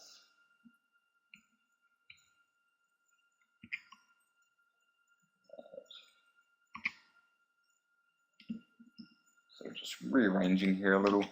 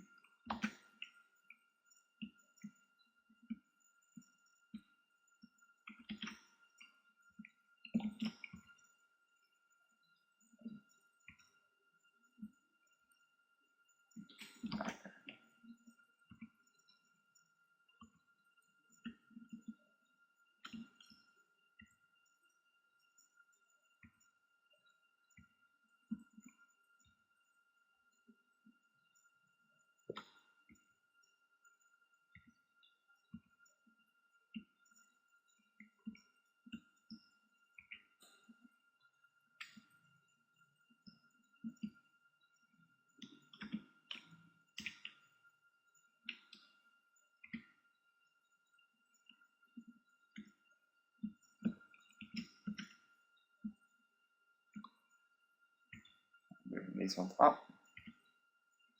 And what I want to do is go D to here, good old zoom center, and goes to selected. What I'm going to do is add in a plane, scale it down, and just to stop it scaling like this into little rectangles, we want to turn off clipping. And we turn back on again.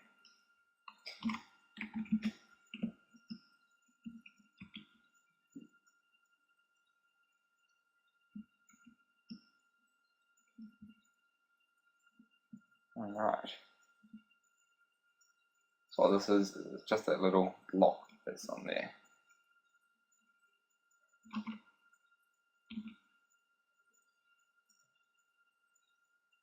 Alright, so something like that. Yeah, so that's the top part done.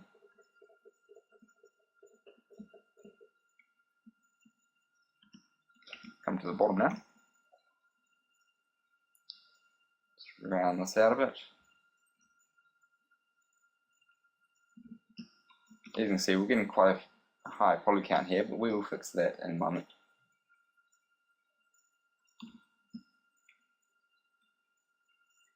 Alright. So down here, what I want to do, select these, separate out those.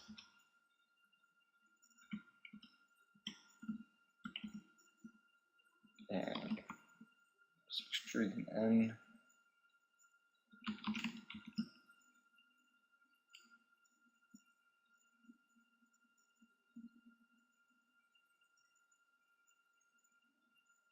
just to get sort of like a little base shield in here.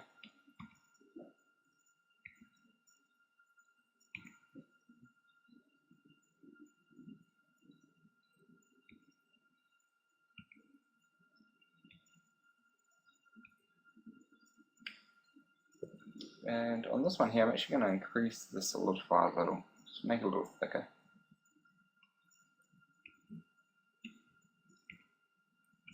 So we get something like that. It's nice to have some varying thicknesses through here, just to show that this has been built in a rush, like it was, you know, built with the scrap that was down lying around, just to cover up the cannons a little. Alright, so we won't join that one back in because that would be a little counterproductive. It would cancel out our solidify. That's what I was trying to say. Alright, let's go select this one, edge slide there. Don't need that one.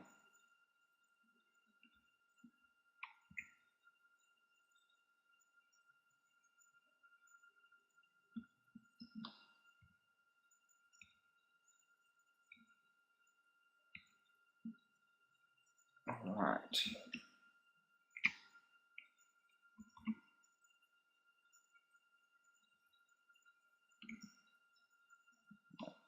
Like this.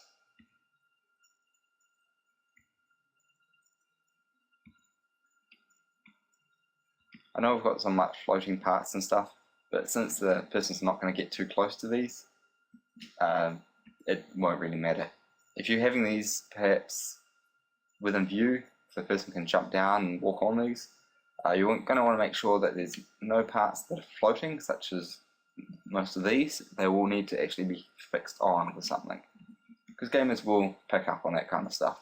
As you probably notice when you play games, you'll look at something and be like, hey, that doesn't make sense. So just little things like that will really help to sell it for the end user.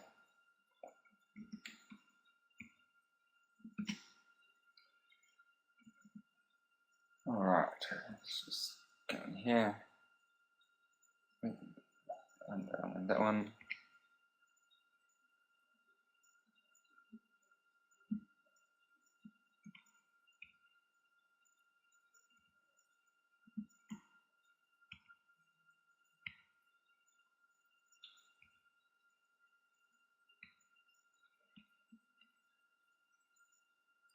Right, so we're almost done here.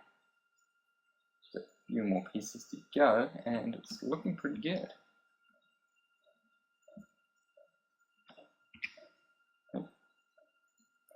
Can't rip them, but we can rip these. It's a funny way that the rip tool works, but hey, as long as it works.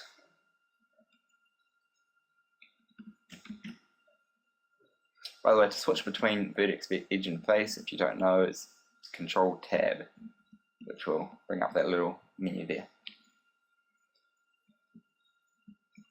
Alright, so I'm almost done here. Oops, didn't mean to rip that. G for grab.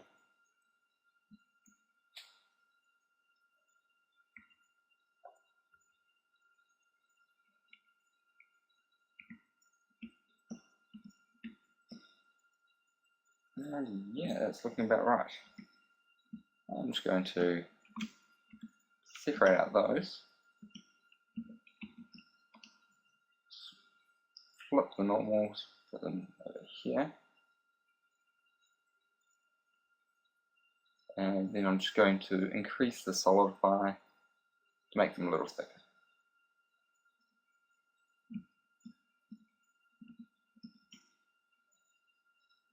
Alright, so with that there done, what I'm going to do is hit apply on those two, apply on these, and that one doesn't have any. So now that these are all separate, we can just go select them all, Control J, and obviously this one still had modifiers. Control J, and we just get one complete object.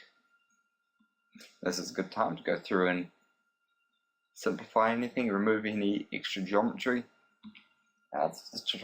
This particular video has gone on for quite a while, so I'm going to leave that to you to fix that up. And what I'm going to do now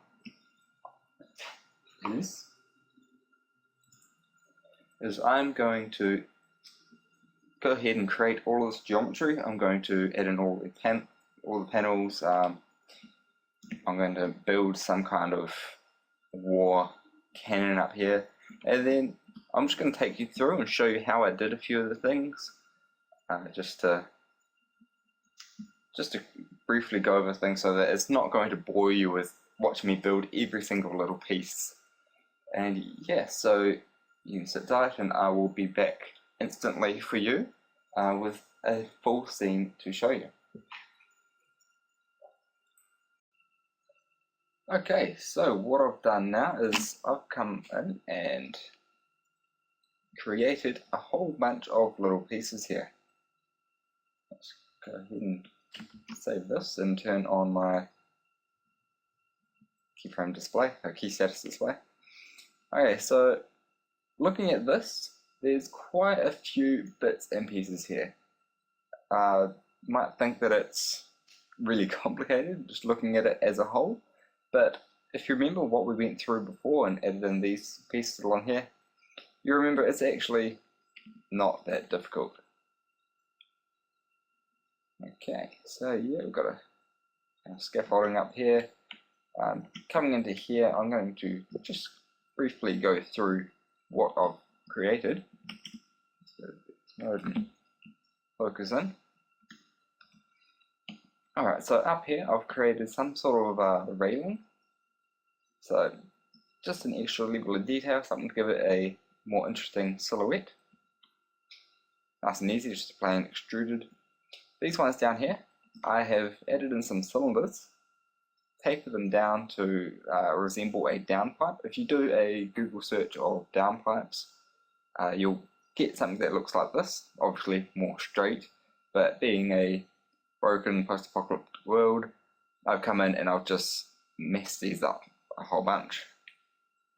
And added in a little bit of a backplate as well, obviously to support them and stuff like that. And as you can see, these ones are the same. Not going to matter too much. You might want to twist these up a little more. I've chosen to have them the same so I can just use the same UVs and same textures and stuff on them. Okay, moving around, we've got our little panels up there. Sort of add a little bit more onto that block.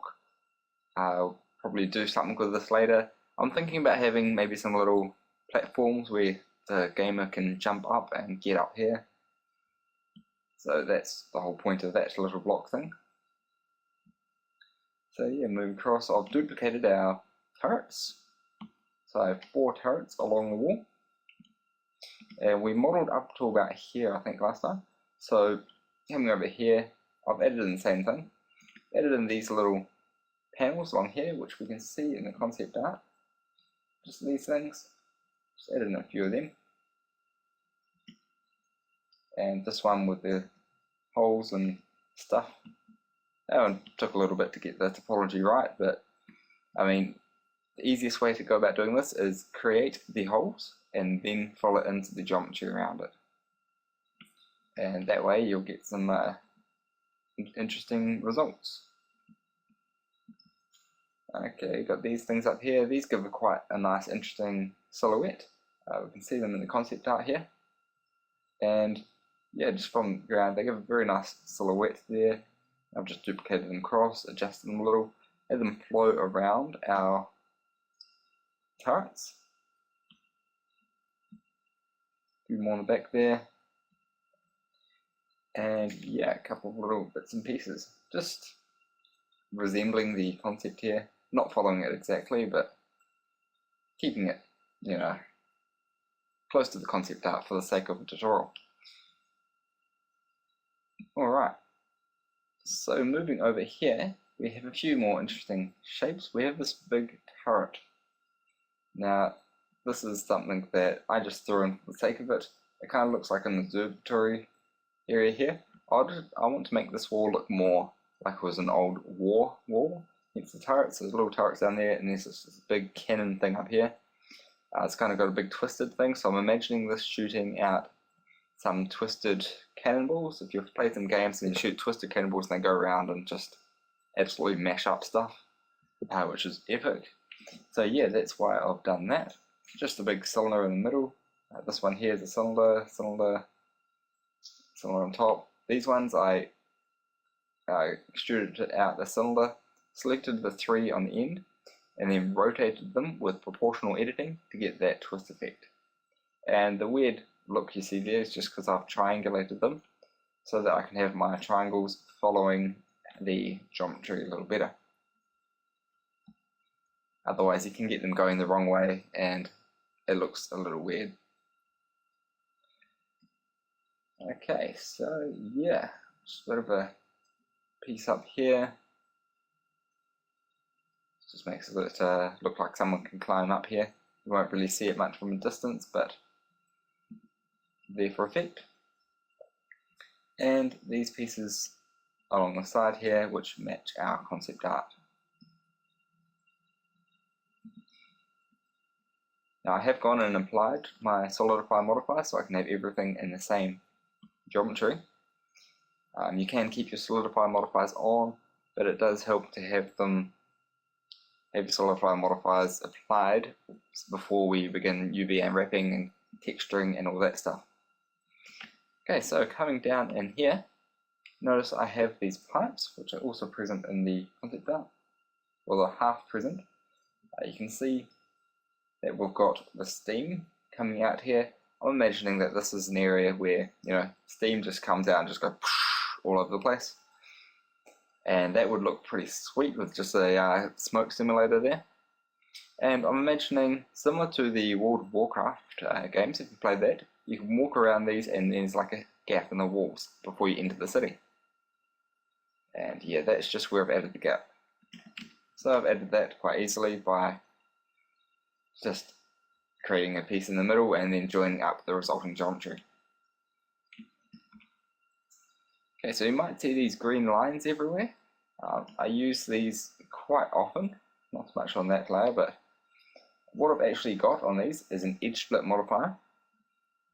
And what that does is it basically fixes up any smooth shading issues.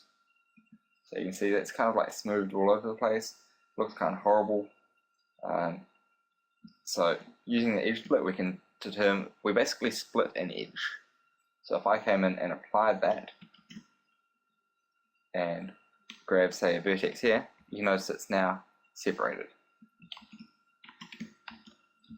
Just undo that. And yeah, so that is how that works. So this is my wall. We haven't got any panels around here. I don't intend for the user to get around there, but by all means, if your user can get around there, then put panels around there. On the other side, it's pretty much flat for purposes of we're not covering the other side of the wall. So yeah, that is it. We will now wrap up this section, and in the next video we will go into creating our chunk piles and our ground and stuff like that. Okay, so stay tuned for that. Alright guys, so what we're going to do in this step is we're going to create our junk piles and our wall, or not our wall, our ground. So yeah, we've got a really awesome wall at the moment, but that's basically all that's awesome in this scene. We don't really have anything else at all, really. Alright, so just move that rock out of the way, and what I'm going to do is I'm going to go Shift-D, Shift-C, and duplicate these around a little. Probably wondering why I'm duplicating these horrible looking junk piles, but there is sense to my sanity, effectively.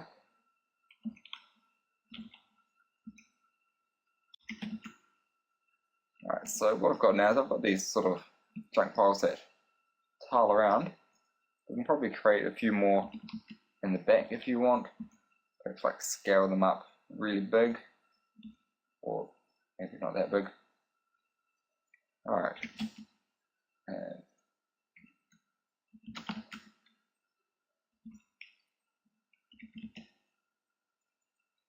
we end up with something looking like this.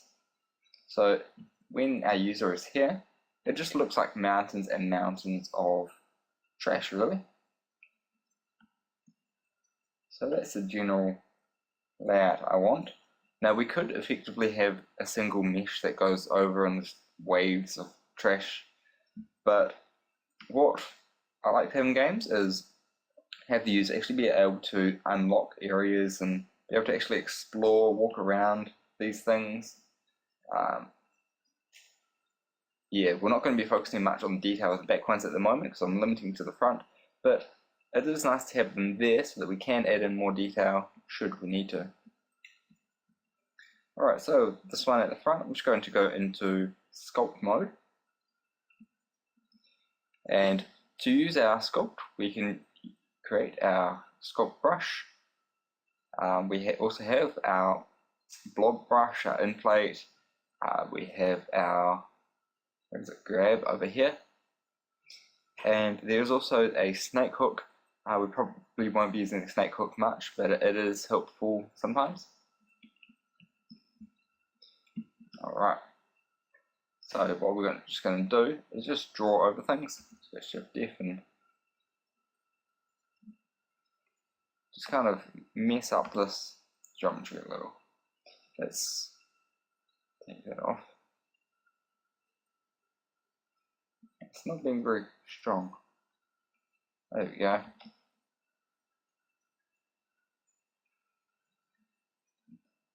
Alright, so holding down Control, you can invert the brush.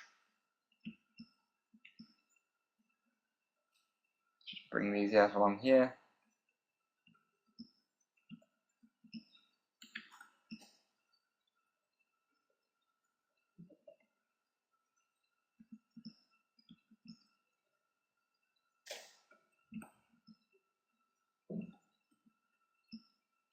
Just make it look like we haven't stuck a couple of metaballs together. So yeah. Am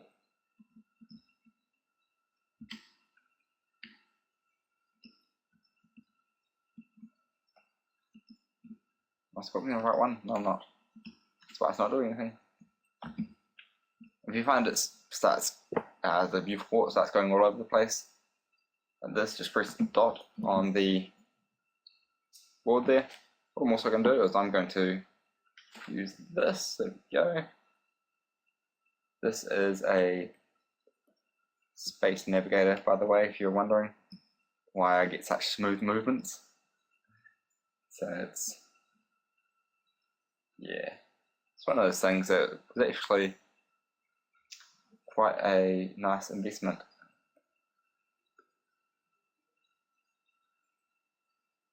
It allows you to kind of zoom in and around while you're sculpting.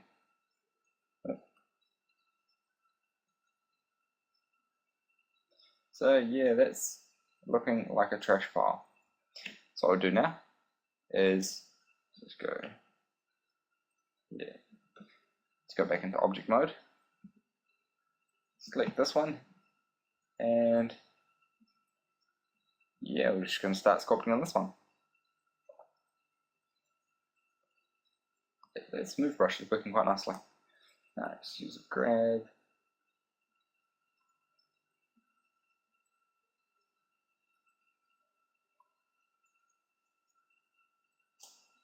And this side.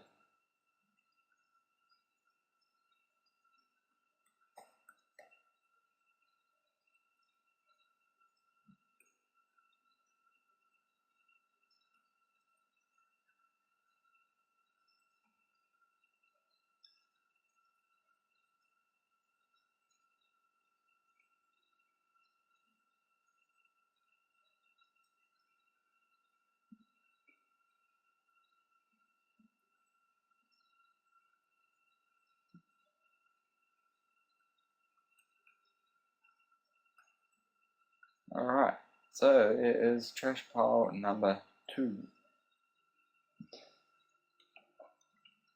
And coming to this one, this is the last one that's going to be very detailed, so the rest of them there I'll just skim over quite quickly, if you didn't think I was skimming over these ones quickly. Alright, let's go smooth.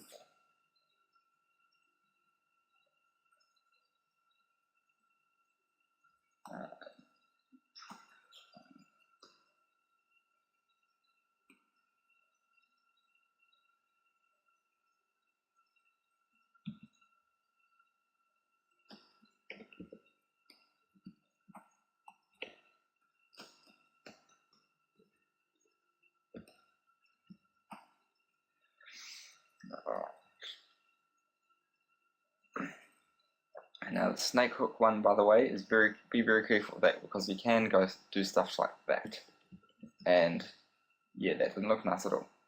Sort of like the grab, but to the extreme.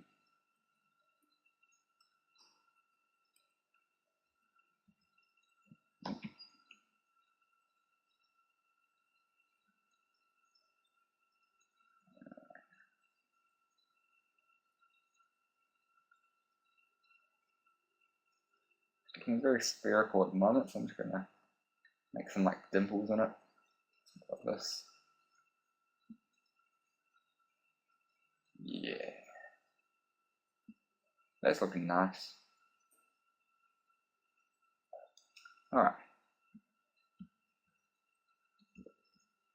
So yeah, if you come from the top view, you can kind of see these are very simple things. But right from down here, if you stand here, you look at them and be like, there is 3 different trash piles. Especially considering they're going to be using different textures. Well, the same textures, but more procedural. Alright, sculpting into this one. Just going to go back to the brush. Just make sure they don't look the same. One.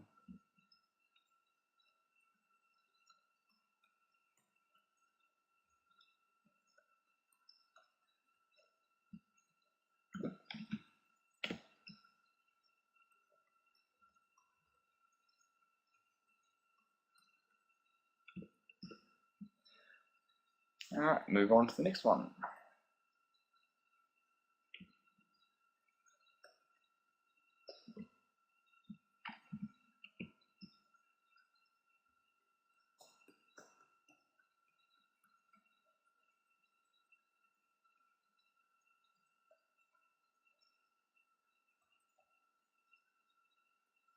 Alright, now if you notice you get something looking black like this, that is not good.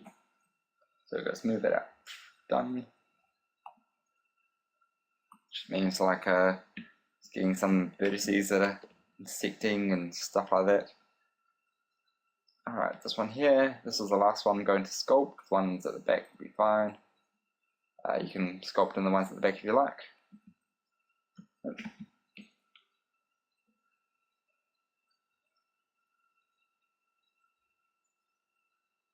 Another thing about your Space Navigator is you can actually sculpt while you're moving, if you feel so inclined. I find it really distracting.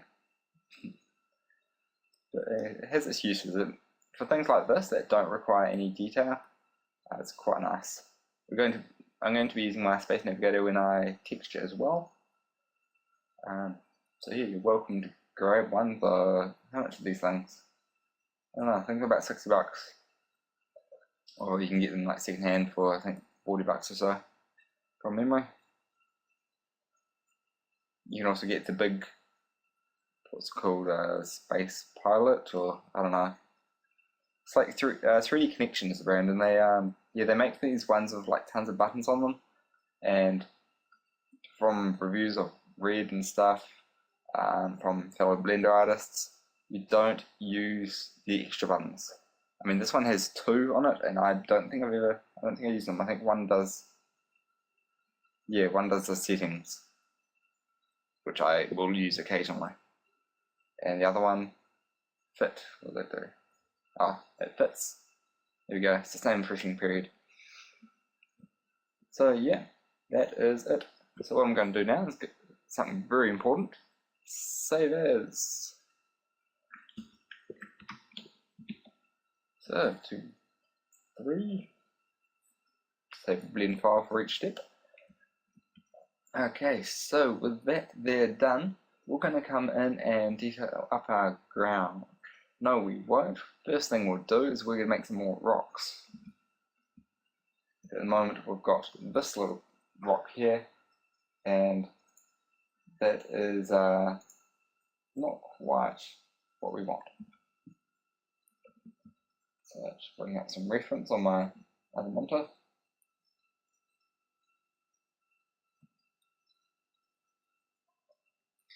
Alright, so this rock here,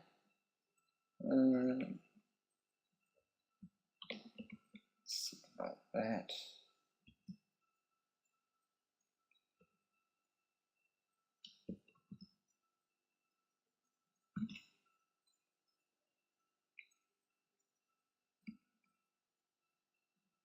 Alright, so something like this. We grab this one, and we will go extrude it on the Y.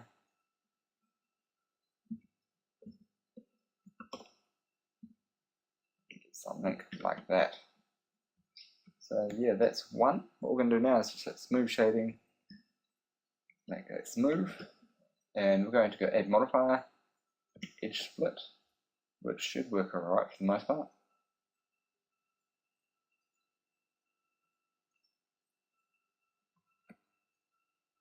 And yeah, let's just uncheck edge angle, and I'm just going to mark these angles myself. So to do that, we grab these, Control E, mark sharp, that'll mark in a sharp edge.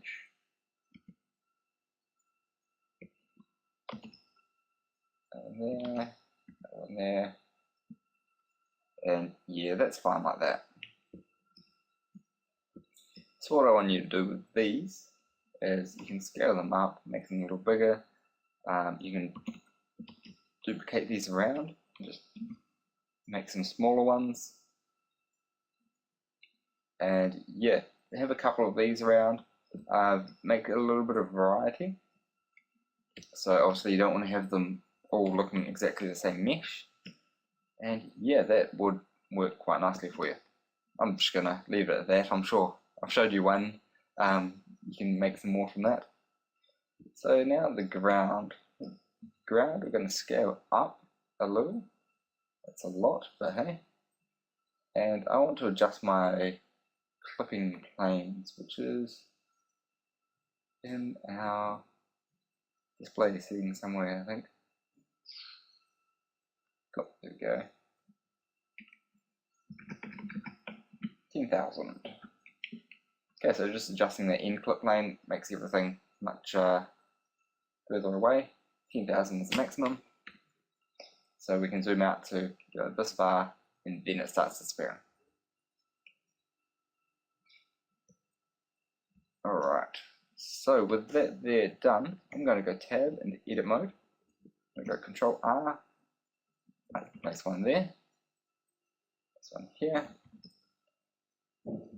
here, and about here. I'll move this one across. Now, it probably looks a little weird doing this, but what I'm doing is I want to subdivide this face. I'm going to go subdivide,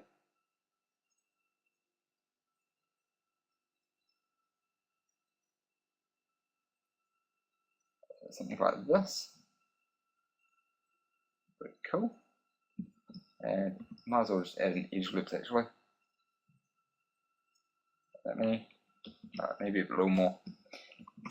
So it seems quite high poly, but when we're actually zoomed in, it's quite low poly actually.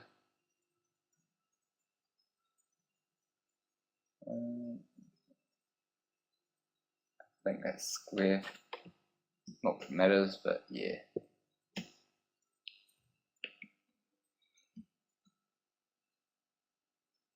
Cool.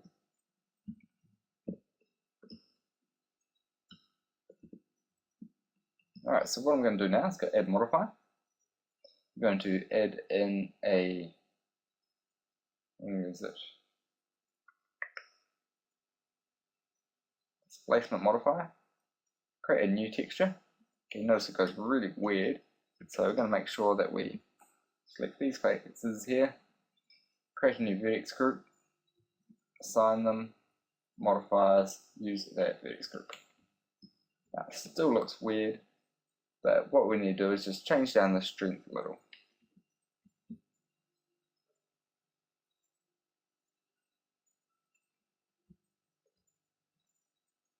Alright, so those are really big nouns at the moment.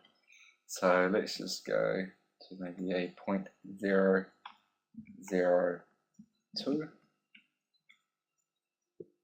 Might be a little more. 0.005.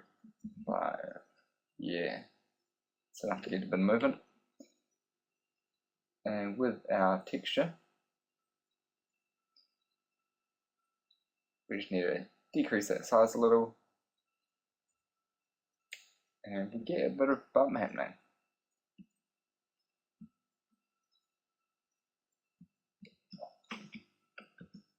So I'm just going to zoom in. Zoom.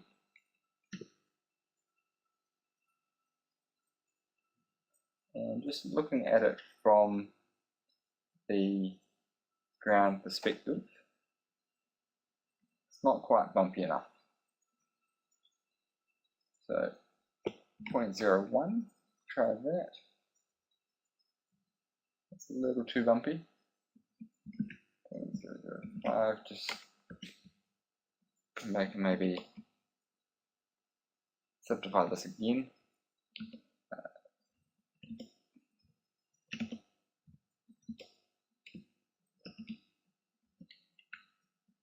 And yeah, that is looking about right.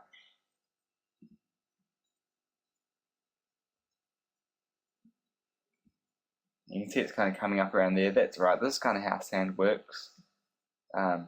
Probably a wave would be a more efficient way of displaying it, but we just want to break it up so it doesn't look so flat. So as you're walking along the ground, you'll be able to see that it is going up and down. Let's come back, maybe 8. Yeah, it's quite a decent.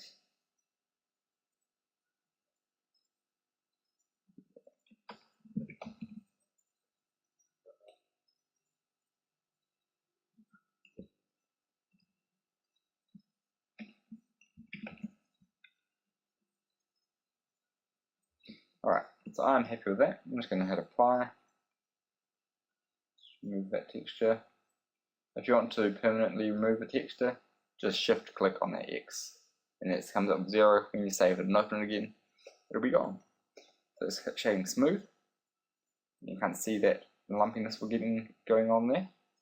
Looks a little funny looking out over at a distance, but you'll never see that from the ground perspective. If you are worried about that, what we do is we select these along here, SZ0, and scroll up with the mouse wheel, and you can adjust the fall off there. So something like that, and then GZ to one of these. It's not going to let me select it.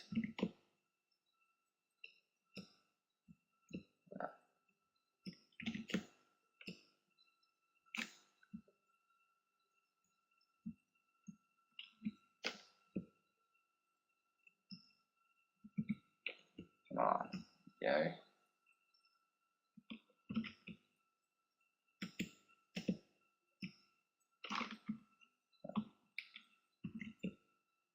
Cool, got it. Sometimes it's really tricky to pinpoint those things. So yeah, now you get a much softer fall off there. Cool, looking good. Now if you want to add in a bit more detail, you can come in here and grab one of these. So face somewhere. Just go like extrude this down. And you can perhaps subdivide this first. Shift Alt S1, no, it's like that one. Shift Alt S1 will turn it into a spherical shape. Just extrude that in. And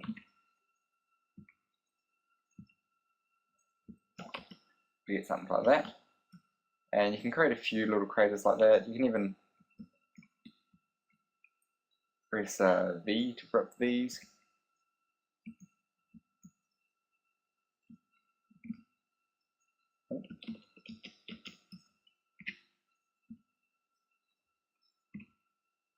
Rip them up like that. And just fill up in the faces. Triangles are okay. N-gons, however, are not. So select these. Control T to tessellate those. And they haven't all worked out correctly, so we'll select this one. Control E, rotate edge. Control E, rotate edge. This one. Yeah, that way.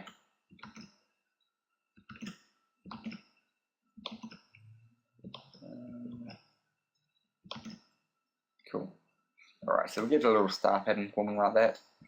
You won't see these normals in the game engine, but if you can always come in and select these and press V to rip them, or you can add in a edge split modifier. Control E, mark sharp. Control E, mark sharp.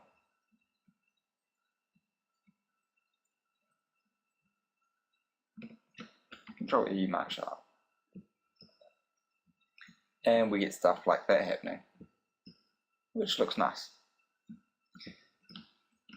Okay, so yeah.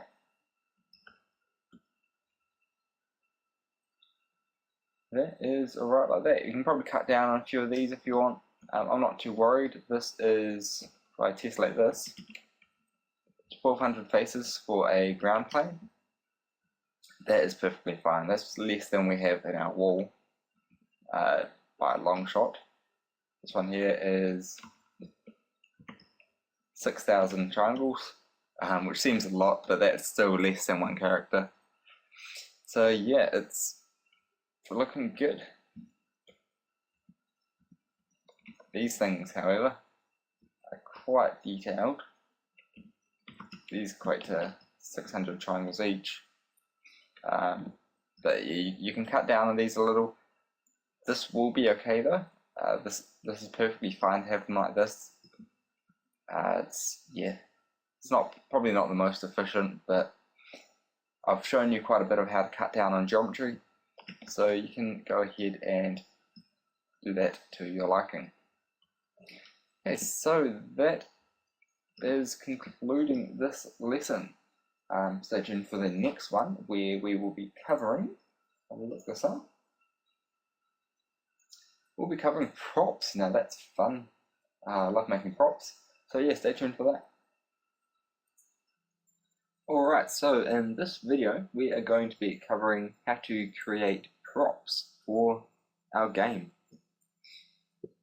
So this is a fairly easy task. What we're going to do is move over to a new layer, center our cursor, and we need to decide what we're going to be modeling first. We'll help to have our grid law on here.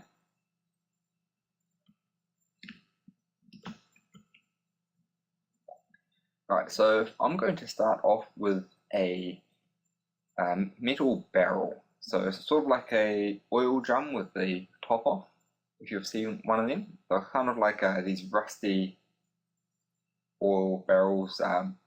Good idea to pull up references at this point before you start building props. I've looked at hundreds and hundreds of references of all this kind of stuff, so I generally know the shape of them. But yeah, it is a good idea to pull up references for anything you do. Alright, so let's start by adding in a cylinder. Now when we're making props, we want to be careful with our poly count. I mean, we could take this all the way down to 6 if we wanted, and that would look fine. But we could even go up to 12, and that would still be fine like that. And that will give us an extra level of detail. So I'd probably go somewhere in the middle, about 8. And yeah, I might go 12 actually, because I intend to actually junk this up a little as well. Now cap fill type, we're going to use triangle fan. That just means it's going to be like that instead of where is an end gone, is of course that, which is now a 12-sided polygon. And you can also triangulate them like this, which will put them all to a corner. And yeah. So I'm just going to go E, Alt M at center, and just get back to there. Alright, so first thing I'm going to do is select everything, GZ1, to move everything up to the grid there. And scale this down a little, like this. Scale it up until we get something that resembles the general size of a barrel.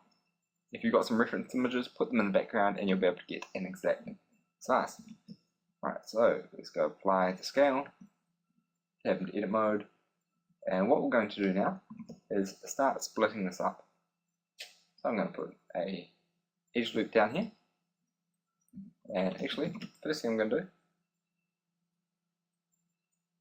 is create 2 cuts, scale them in to get somewhere about here, and then I'll go and create the ones at the top and at the bottom. Alright, now the reason I'm creating these is so I can come in, I can select them, I can press E to extrude, scale on Shift Z, and we can extrude these out. Somewhere about here will be fine. So select that, Control plus to increase our selection, and delete those vertices. And that is, I go shading smooth, that is a barrel. Now we come in here and we go add in a modifier, add in an edge split, 65 or something, and that'll give us those nice sharp edges. And yeah, so what I want to do now is I want to make this a little more interesting. If I select an edge, if I select a couple of edges, maybe one over there, one there, and yeah, it'll be fine like that. Select one down here as well, like that. I'm going to go W and press subdivide, which will give us this extra vertex in here. Now bear in mind these become n-gons now, which are not nice. So I'm just going to go delete those ones. Whereabouts are our other ones? There and there. Alright, X only faces.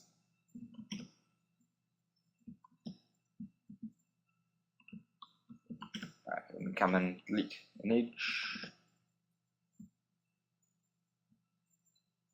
Fill that in. And we get this little kind of odd looking piece here. And what this is for is we can rip this across like that.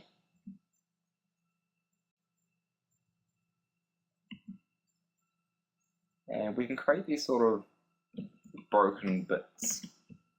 So we can see there's a chunk that's now been taken out of there. Maybe if I delete that vertice, no, I won't delete that, I will fill this in. The way you fill it in, by the way, just affects the way that it will generally look. Duplicate it across. Fill. Fill and fill that one. And we get a lot of groove in like that. Alright, so last one over here.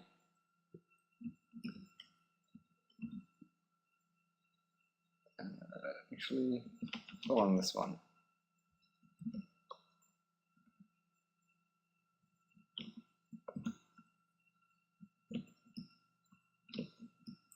Don't need to go over the top, but try and make it look nice.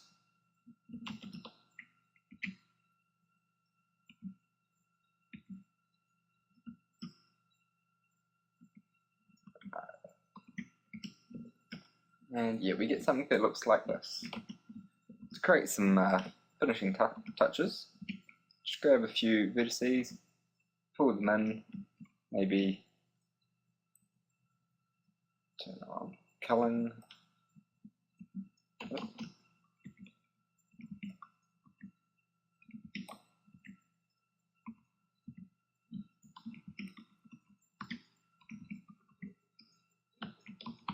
And just generally mash it up a little. Do it from the other side as well.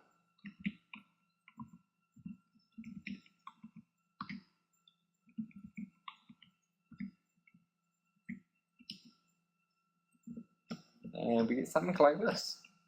And that is a barrel. Doesn't look like much, but it will once we add in textures and everything. So I'm going to call this one here barrel 01.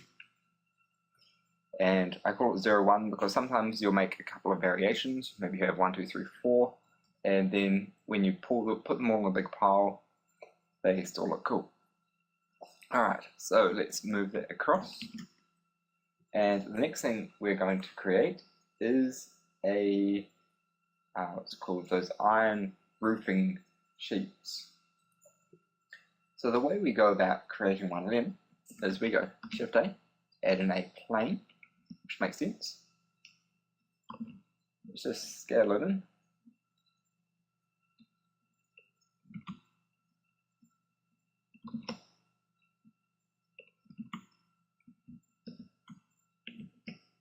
And we end up with something like that. So it doesn't look like much, but what we're going to do is add in some edge loops. Fair few amount of edge loops, that many. And just go select every second one.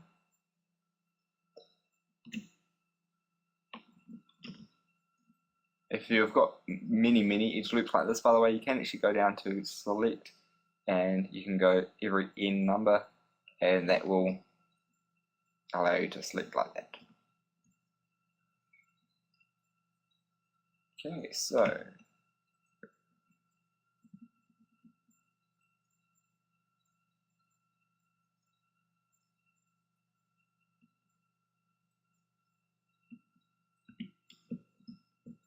that'll go like that. It's shading of smooth, and it will look smooth, even though it's pointy. The kind of a little weird being the fact that we can't actually see these grooves like this, but we can see them like that.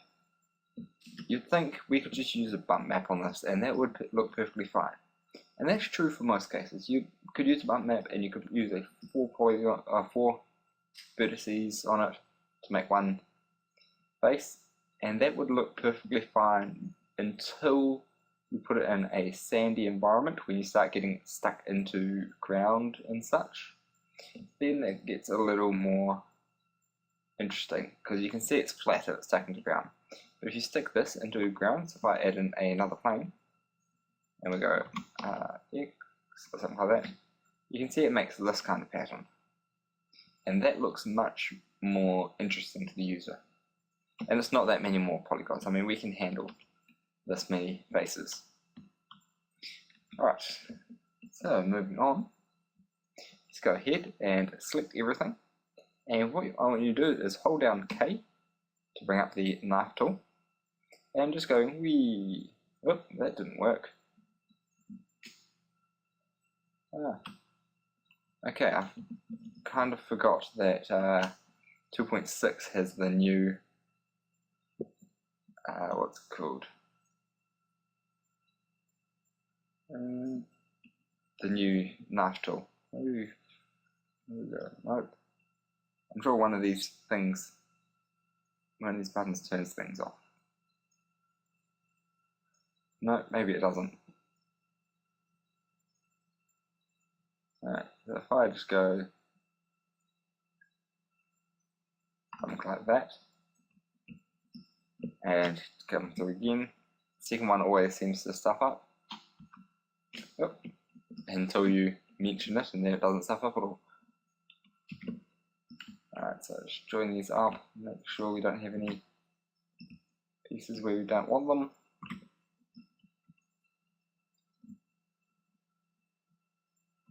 Right, that looks about right. Remove doubles, and just move this out a little.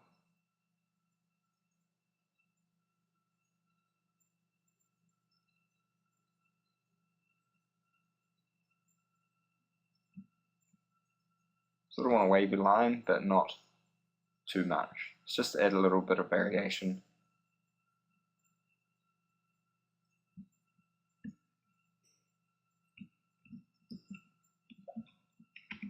Alright, so we can grab these, we can move them up a little,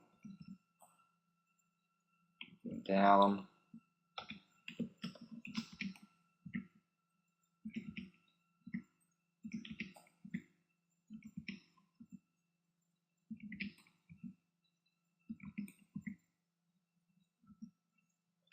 And yeah, we get something looking like that.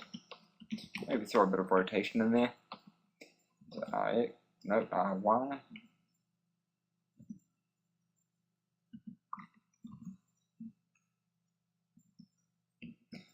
And yeah, that is fine like that. So this one here, I'm going to be calling this roofing. Best thing about these little panels is UV unwrapping them is awesome. I mean, it's basically you got a top view and hit project. Done. Okay, so what are we doing next? I have a list somewhere over here. Okay, so next I'm going to show you how to create a pylon. Pylons are kind of tricky, but in the sense not really. So you can actually use curves for this, or you can add in a vertex, so that's in a plane, merge at center. And you can convert these to curves, and then convert them back to meshes, which seems a little weird. If I Alt-C curve, this converts that to a curve. If I come into these settings, we can go set that to full, give it some depth, and we get this sort of like cubey thing happening. And then we can go Alt-C, mesh from curve, and hey, look, we have a mesh tube, which is pretty sweet. So that's what we're going to be doing here. So add in a plane, tab, Alt-M at center, and let's just go change snapping mode to increment, and chuck it over there, and I'll just make it so that it's on the grid like this. Shift D up to there.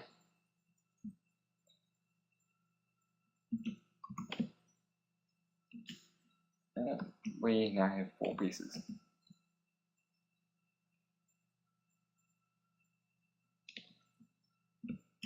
Right, extrude these up. Or I'm not making these things to scale at the moment, just kind of making them,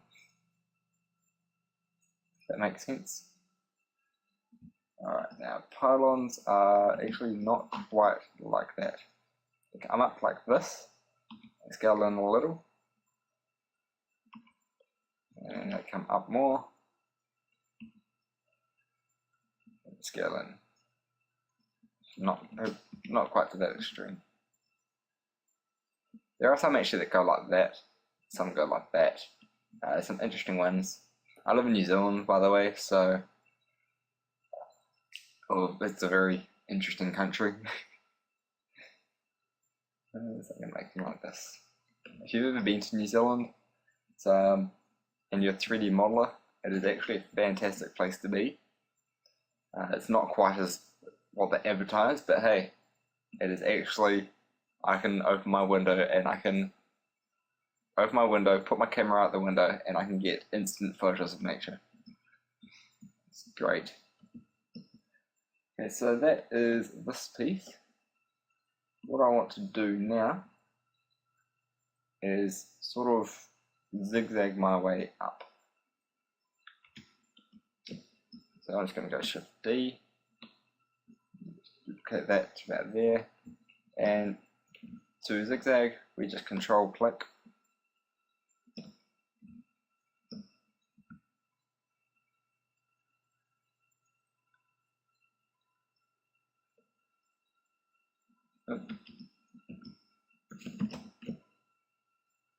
And then we come back down.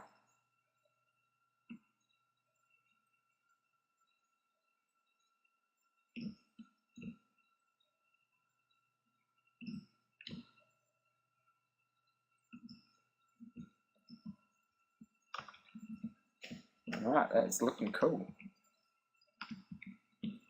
Yes, because it's selected, period, so that we can rotate them from there.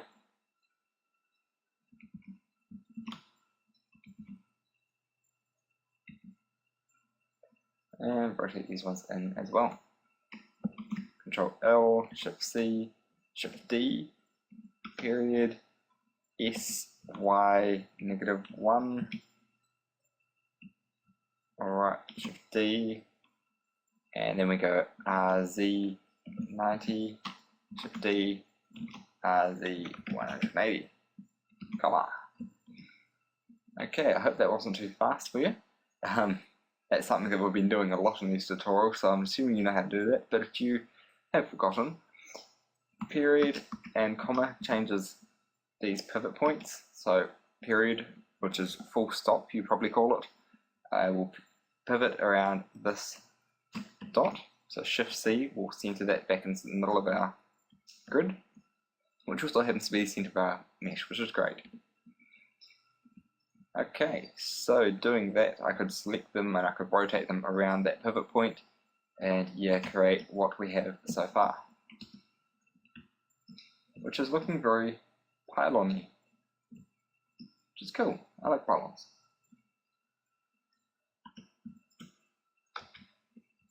Okay, so what we're going to do now is we're going to select this, Shift D, and rotate this by 90 degrees,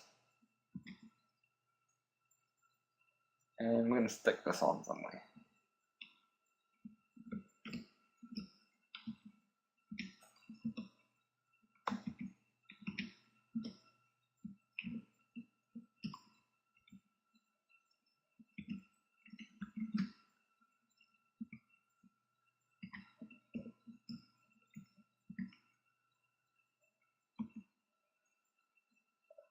Alright, so probably stick it on about here.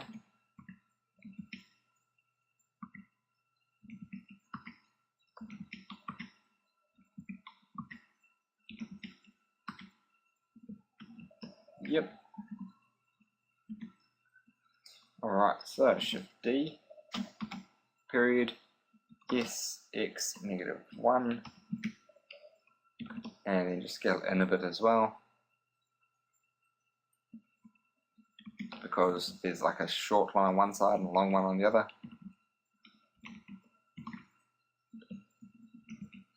As modeled by the one outside my window. Well, kind of in the distance outside my window, but still outside my window. Okay, so just selecting these, pressing L, Shift D to duplicate this up, scale it down, move it into place, Shift D, period, SX, -1. Right.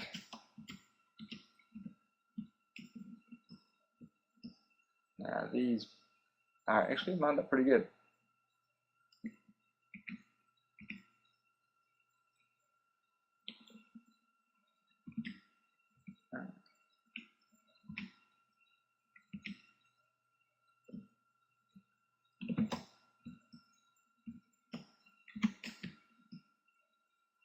Alright, so just moving them across,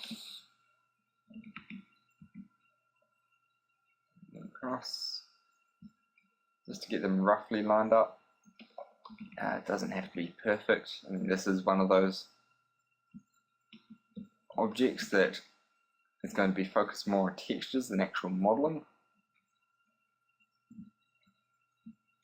which is great. I love those objects.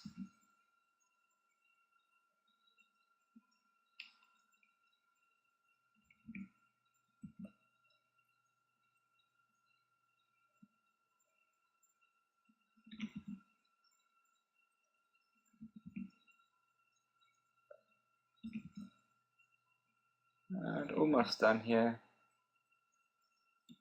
Alright, so something like that. So what we'll do now is press Alt-C, curve, convert that all into curves. Now let's go to fill mode, set that to full, and increase the depth.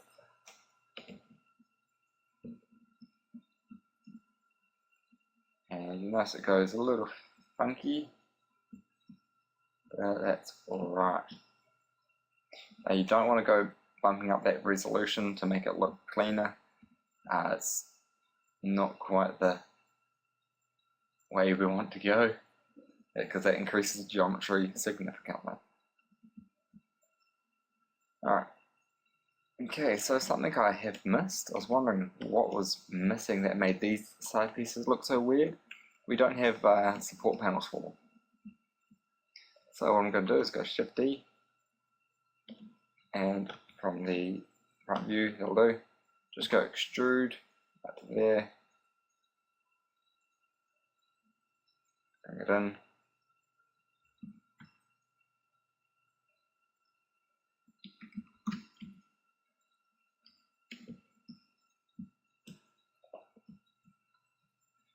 Alright, Shift D, Z to there.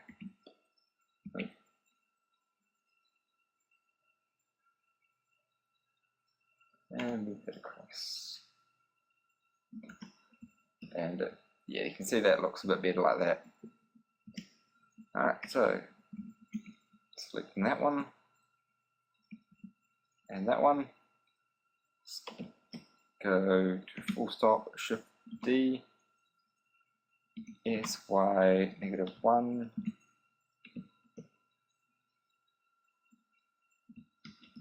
That didn't work. Oh, I selected the wrong ones. See those?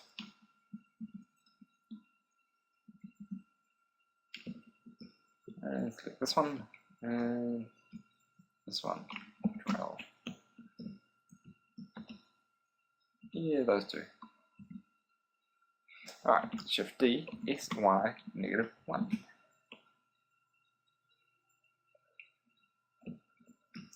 Okay, now select those ones again. L, Shift D, S, X, -1. SX, to scale that in.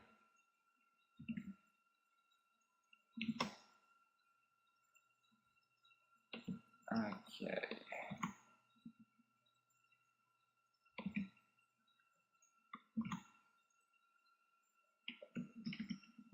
And it's starting to look something like this.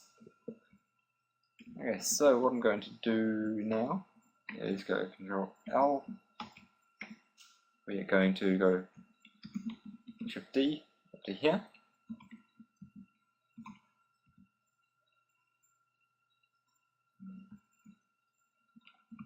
Scale these in.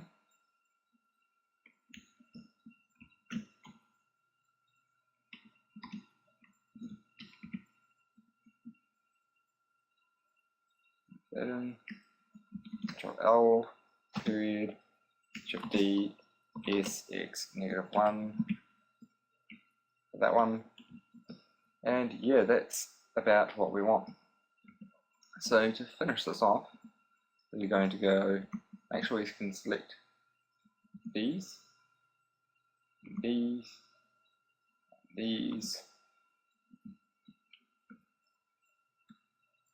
and not those ones. Right. Try that again. That one, that one,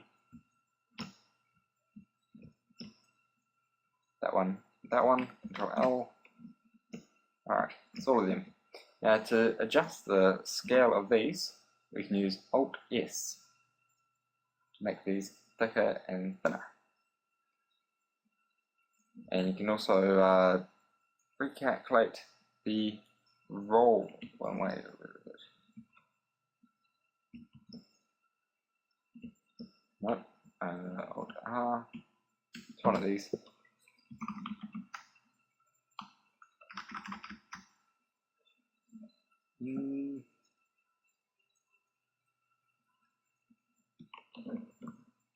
Alt T, that's one. Alt T will clear out all the tilt, or you can manually tilt them with Control T. Alright, doing that line up.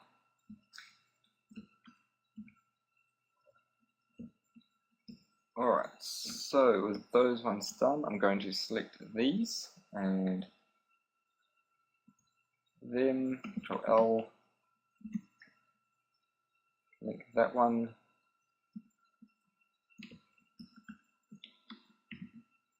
Yeah. I need to link up these ones, that one, this one, that one.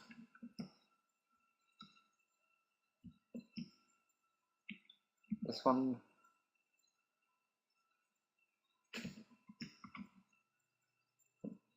and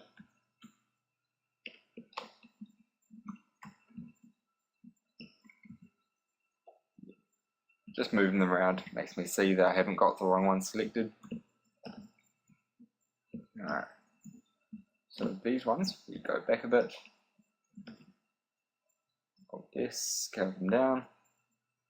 Something reasonable. And we'll move up to the top ones.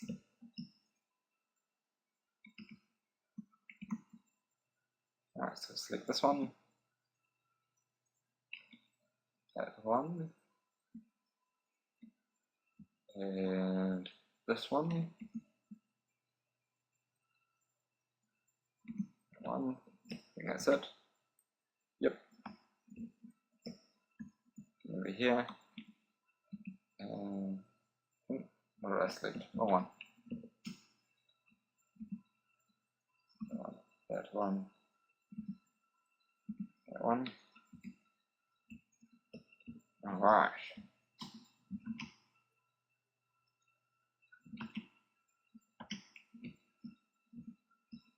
And effectively, that is what our pylons look like.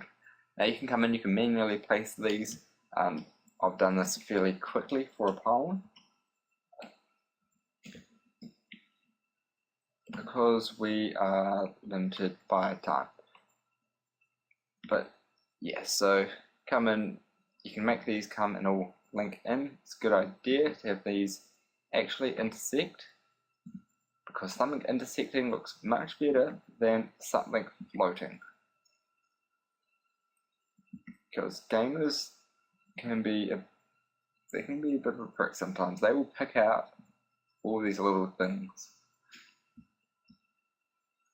And I'm a gamer as well.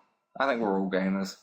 We're all very picky when it comes to things. Be like, hey, you haven't got the normals calculator on that, right?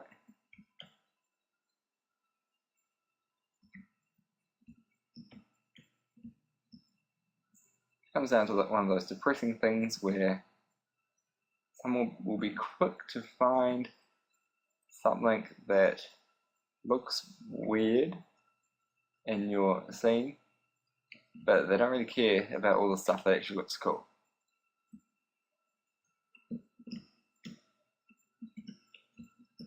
yeah, I'm happy with that for a quick pylon. You can come and tweak this. I'll probably come in a bit later and tweak this up to my personal preference. But yeah, for a quick pylon that's that far away, that is perfectly fine. And we come in and go Alt C, Mesh from Curve, and you see that cleans it up a little as well. And yeah, from a distance like this, if I actually go into perspective view, we'll see it about that size. And if you're guys keen, I suppose you'll come up close, and when it's got textures on, it will look like a rusty old pylon with a hell of a lot of faces by the looks. So yeah, come in and clean it up a little if you want. But that is 2,300 faces on a pylon. That is, about, if that barrel is the height of a person, we're looking at something like this size, I think. So that is fine. No, not Aussie. Alt S. Okay. So yeah, I do want to scale it up. Nothing about it. Okay, so that is 3 props modeled. I'm going to show you one more. Pull up what I'm doing. Alright, so we're going to be looking at creating a sort of a beam of sorts. So what we're going to do is go into front view and orthographic. Shift A, add in a mesh, like that. Tab RX90, so we're facing us. Scale it down and scale it out. We can adjust the scale later if we want.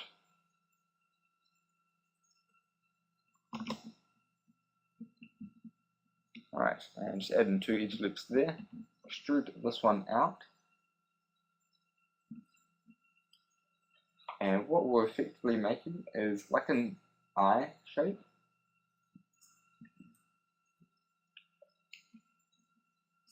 Alright, so something like this. Maybe not that high, not that wide.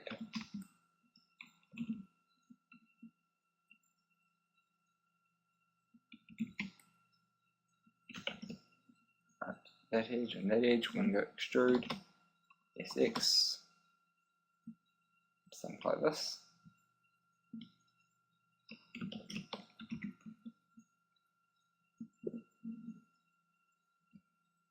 And that is the basic shape.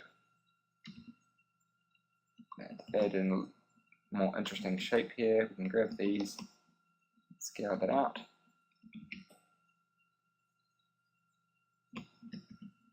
And yeah, this is the shape of a beam. Now we come in and go these, Alt N at center, go those, Alt N at center. And that is fine like this. You could merge it all the way over here like that, but you end up with a bit of stretching going on. So that will be okay like this. Alright. Okay, now we're going to go Control N, recalculate normals, add in a solidify modifier. This bit's really cool. We can go so I can go like -20, and we have really big. It's probably a bit big. It'd be like a -5, -8. There we go, and that is how we model a beam. So yeah, there we go. We've modeled 4 props in about 35 minutes. So yeah, what I want you guys to do now is create a few more props. This many props isn't going to cut it. You could probably get away with maybe 1 or 2 more. Depends how you place them, I guess. You can actually combine props to make like a bigger prop. What I mean by that is, stacking these things up. So yeah, let's just scale this one down. get the right sizes on these, like that. Control A, apply the scale. Oop. Ah, yes, I know why that one's going. Because of this thing. -4. Apply the solidify. End up with something like this. And that is fine. See, it's only 60 poly. Okay, so what I'm going to do is I'm going to bring back our original scene. And the scale of these is probably about right, actually. Actually, it's probably a bit big. So I'm going to select these ones, scale them down, right down to about there. Yeah, about that size, I think. Alright, so what I want you to do is jump into perspective view, is grab these, and scale that one up a bit, move it out here,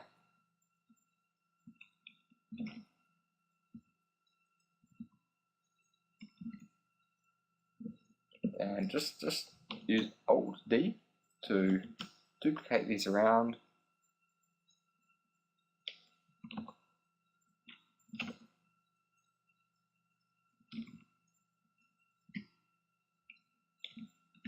And make a scene out of stuff.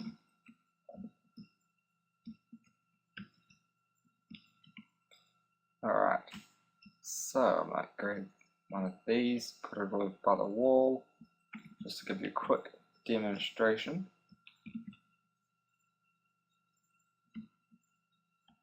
Of what I do with things. Alright, so that's sitting over there, that's nice and fine. You notice it keeps going in and out of that plane. That's because of the displacement we put on our plane there, on the floor ground plane. It's sort of like going up and down like that. It's making everything intersects with it. Alright, so with this I might go Alt D, X, like that, rotate around, over a bit. Maybe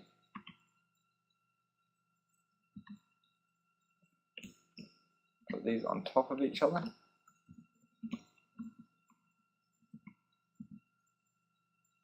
Doesn't have to look pretty. I might even move these over here.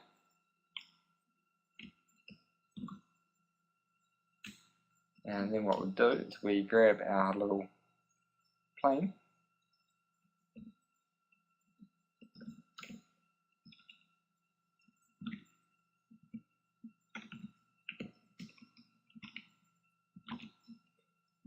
and we balance it up like this.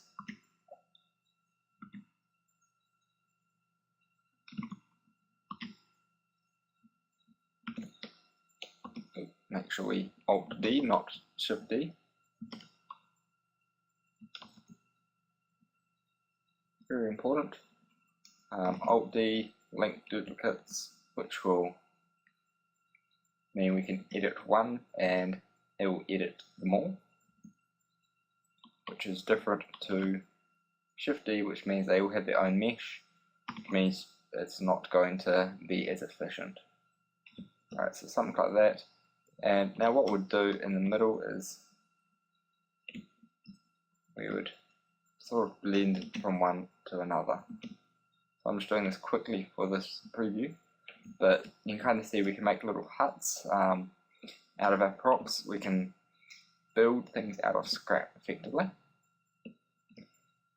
So yeah, what you need to do now is you need to go through, make some huts along here, make a few different props, come around here and make some like barriers to stop people going where they shouldn't, and yeah, just go through every things like that, and I'm gonna go do that now, and I will catch up with you in the next video where we are covering importing vehicles.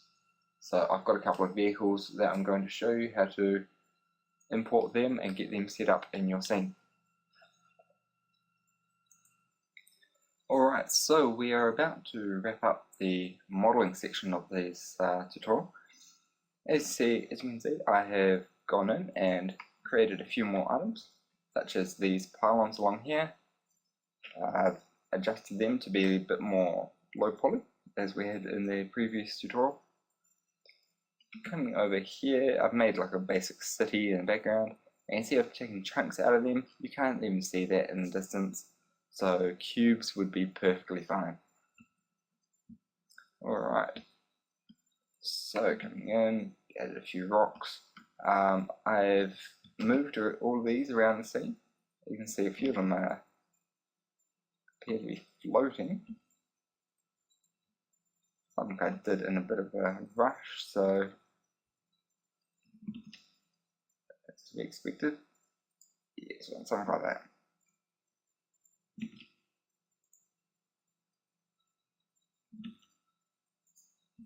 Alright, so moving over here, we have what's called a barrier. Now this is where we stack up our items in a way that stops people going where we don't want them to go. Because gamers will try and go where they please. Basically, they'll see a barrier like this, they will try and get around it, they will do what they can to get around it, and usually they actually do find a way. But we want to do our best to stop them. Because if they get out here, there's not really much of a way for them to get back, for one, and end up in this like big plane where they can actually end up like walking off the side. So as a security measure, it is good to have like a barrier of area where you don't want them to be, which is like a kill zone. If they enter that, they die from some reason, pop up an explanation, and yeah, that's another way of going about it. This kind of stops them trying to go where they shouldn't go. Alright, so we've got a few more things. Got some barrels. These, yeah, that's right. Barrels there, some more bits lying around. Got some more pieces over here. Click in. There. Alright. So yeah, I've got a few more bits and pieces around here. I have these little shacks that are built out of pieces, and they look quite nice. You can have things in there, you can have people in there, maybe have some homeless people or something that are kicked out of the city. You can have whatever you want in there. I've got another section here where a gamer can climb up these little levels and perhaps grapple over here, and perhaps one of the missions is break into the city where you can go up that wall there. Alright. Just making sure these aren't floating as I go around. One thing is, floating barrels are not very realistic. Alright, so there's another thing there, and that is it, I believe. So that is our scene at the moment. So save that, and what I'm going to do now is we're going to cover vehicles.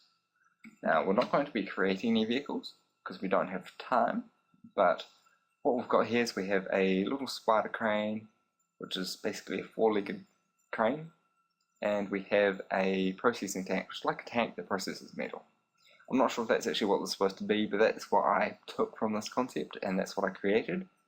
Something that I whipped up in Blender and Murray, just quickly. And this one here, I haven't done this one. This is like a scorpion. It's like a 4 or 6-legged creature, mechanical creature that's man-driven, and has this big tail on the back. Now this tail it goes around, like backs up to walls, and it tries and pull down the walls. Obviously it failed and it's just been left there, but that's alright. It's yeah, what I want you to do is I want you to challenge yourself and actually go about building this. Build this thing from the concept, use the tools that we've discussed in this tutorial so far, and see what you can come up with. Build these little shrapnel bits that are around as well. This one here is just like a, not really a blow cart, more of a land yacht, which looks pretty cool. And yeah, you can see we've got a lot of junk that's just been piled up. it looks a bit more junk-like, a bit better than what we've got at the moment. I welcome you to go and stick extra things on. I'm not going to for the sake of the tutorial, but by all means, yes, if you put a lot of work into this, it will look fantastic. It's not something that you can be really skilled and instantly everything will be awesome. It's more you put lots of time into it and it will be awesome. Okay, so what we're going to do now is link in our models. So if I go File, and we have two options here. We have a link and append. Append will bring in a file and you can edit it and you can do what you like with it, and it's embedded into our file. A link, on the other hand, will link a file. So it'll bring in a file. You can't edit it in this file, but over in the file it's linked from, you can edit it in that file and it will automatically update in every single file that it was linked from. So we're going to be using link, and I'm going to take in processing tank first and go to group and click process tank. Make sure you don't go to object. If you find you can't scale it, yes, I made this for my Metaball, believe it or not. If you find you can't scale it, it's because you went to the object and not the group. Alright, so link that in, and as you can see, this is our little processing tank.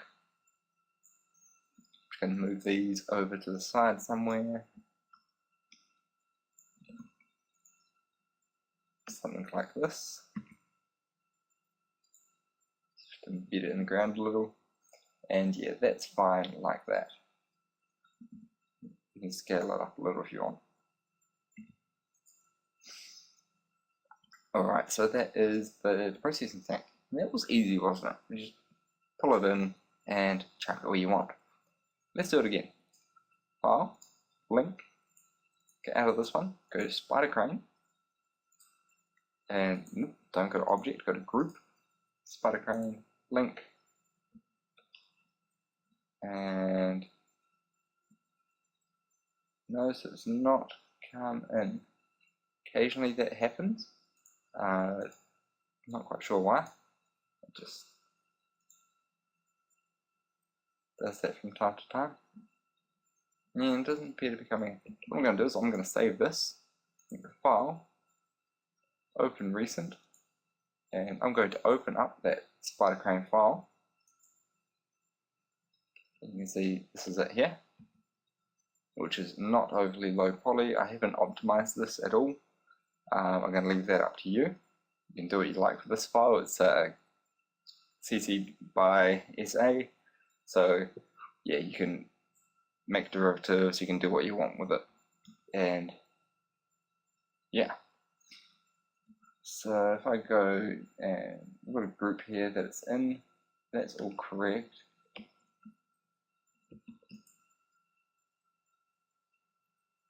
Just remove that group, Control G, and I'm just going to go spider, let's go crane, yeah,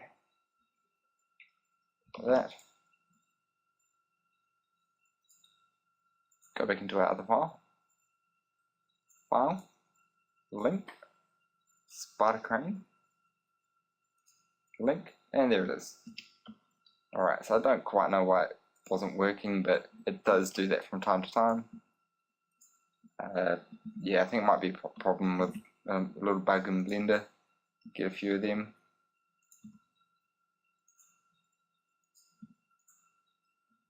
Alright, so make this as big as you want. I reckon about that size is nice. Just make it so it tips through the ground a little. And yeah, there we go. So we have imported in our stuff. So what I'm going to do is I'm going to add in a Helium lamp, just to show you guys that these are actually already UV unwrapped and textured. So Alt Z, there we go. So they're not fantastic textures, they're pretty basic. Pretty much I used Murray, not Blender, but I came through and I just went with a rust brush and I ended up with this. And I went over with a sand layer to get the sandy sort of coat. So yeah, I literally did not spend long on this at all. Okay, I spent even less time on this one actually. Probably shows, but hey, you can go in and you can retexture these if you want. I'm going to be showing you some awesome tips for texturing. So yeah, that's cool. Alright, so I'm just going to delete that human lamp, save this, and that's all for the modeling. This entire scene is now considered modeled. What we're going to do next is, in the next stage, we're going to go through and going to texture our scene. We're going to UV unwrap everything and yeah, texture it and do a lot of really cool stuff. I'm going to show you some cool tricks for texturing in Blender using some tricks that you can do with UV maps and different tools. If I just show you now, I've got over in our UV maps, we can add in as many UV maps as we want. Over in the texture panel, I add a new texture just to show you. We've got down here image sampling and image mapping, very important. Let's just use that one just so we get the options up. Alright, so we've got things like we can repeat or not repeat. We can choose to mirror them and how many times are repeating and stuff like that. We can actually crop the image, so we can crop down to like a specific decal and stick it on wherever we want. Yeah, there's a lot of cool stuff here. Obviously, you can flip it around. You can separate out your RGB and alpha. It's quite cool stuff, really. So we're going to be covering a lot of those techniques in the next stage.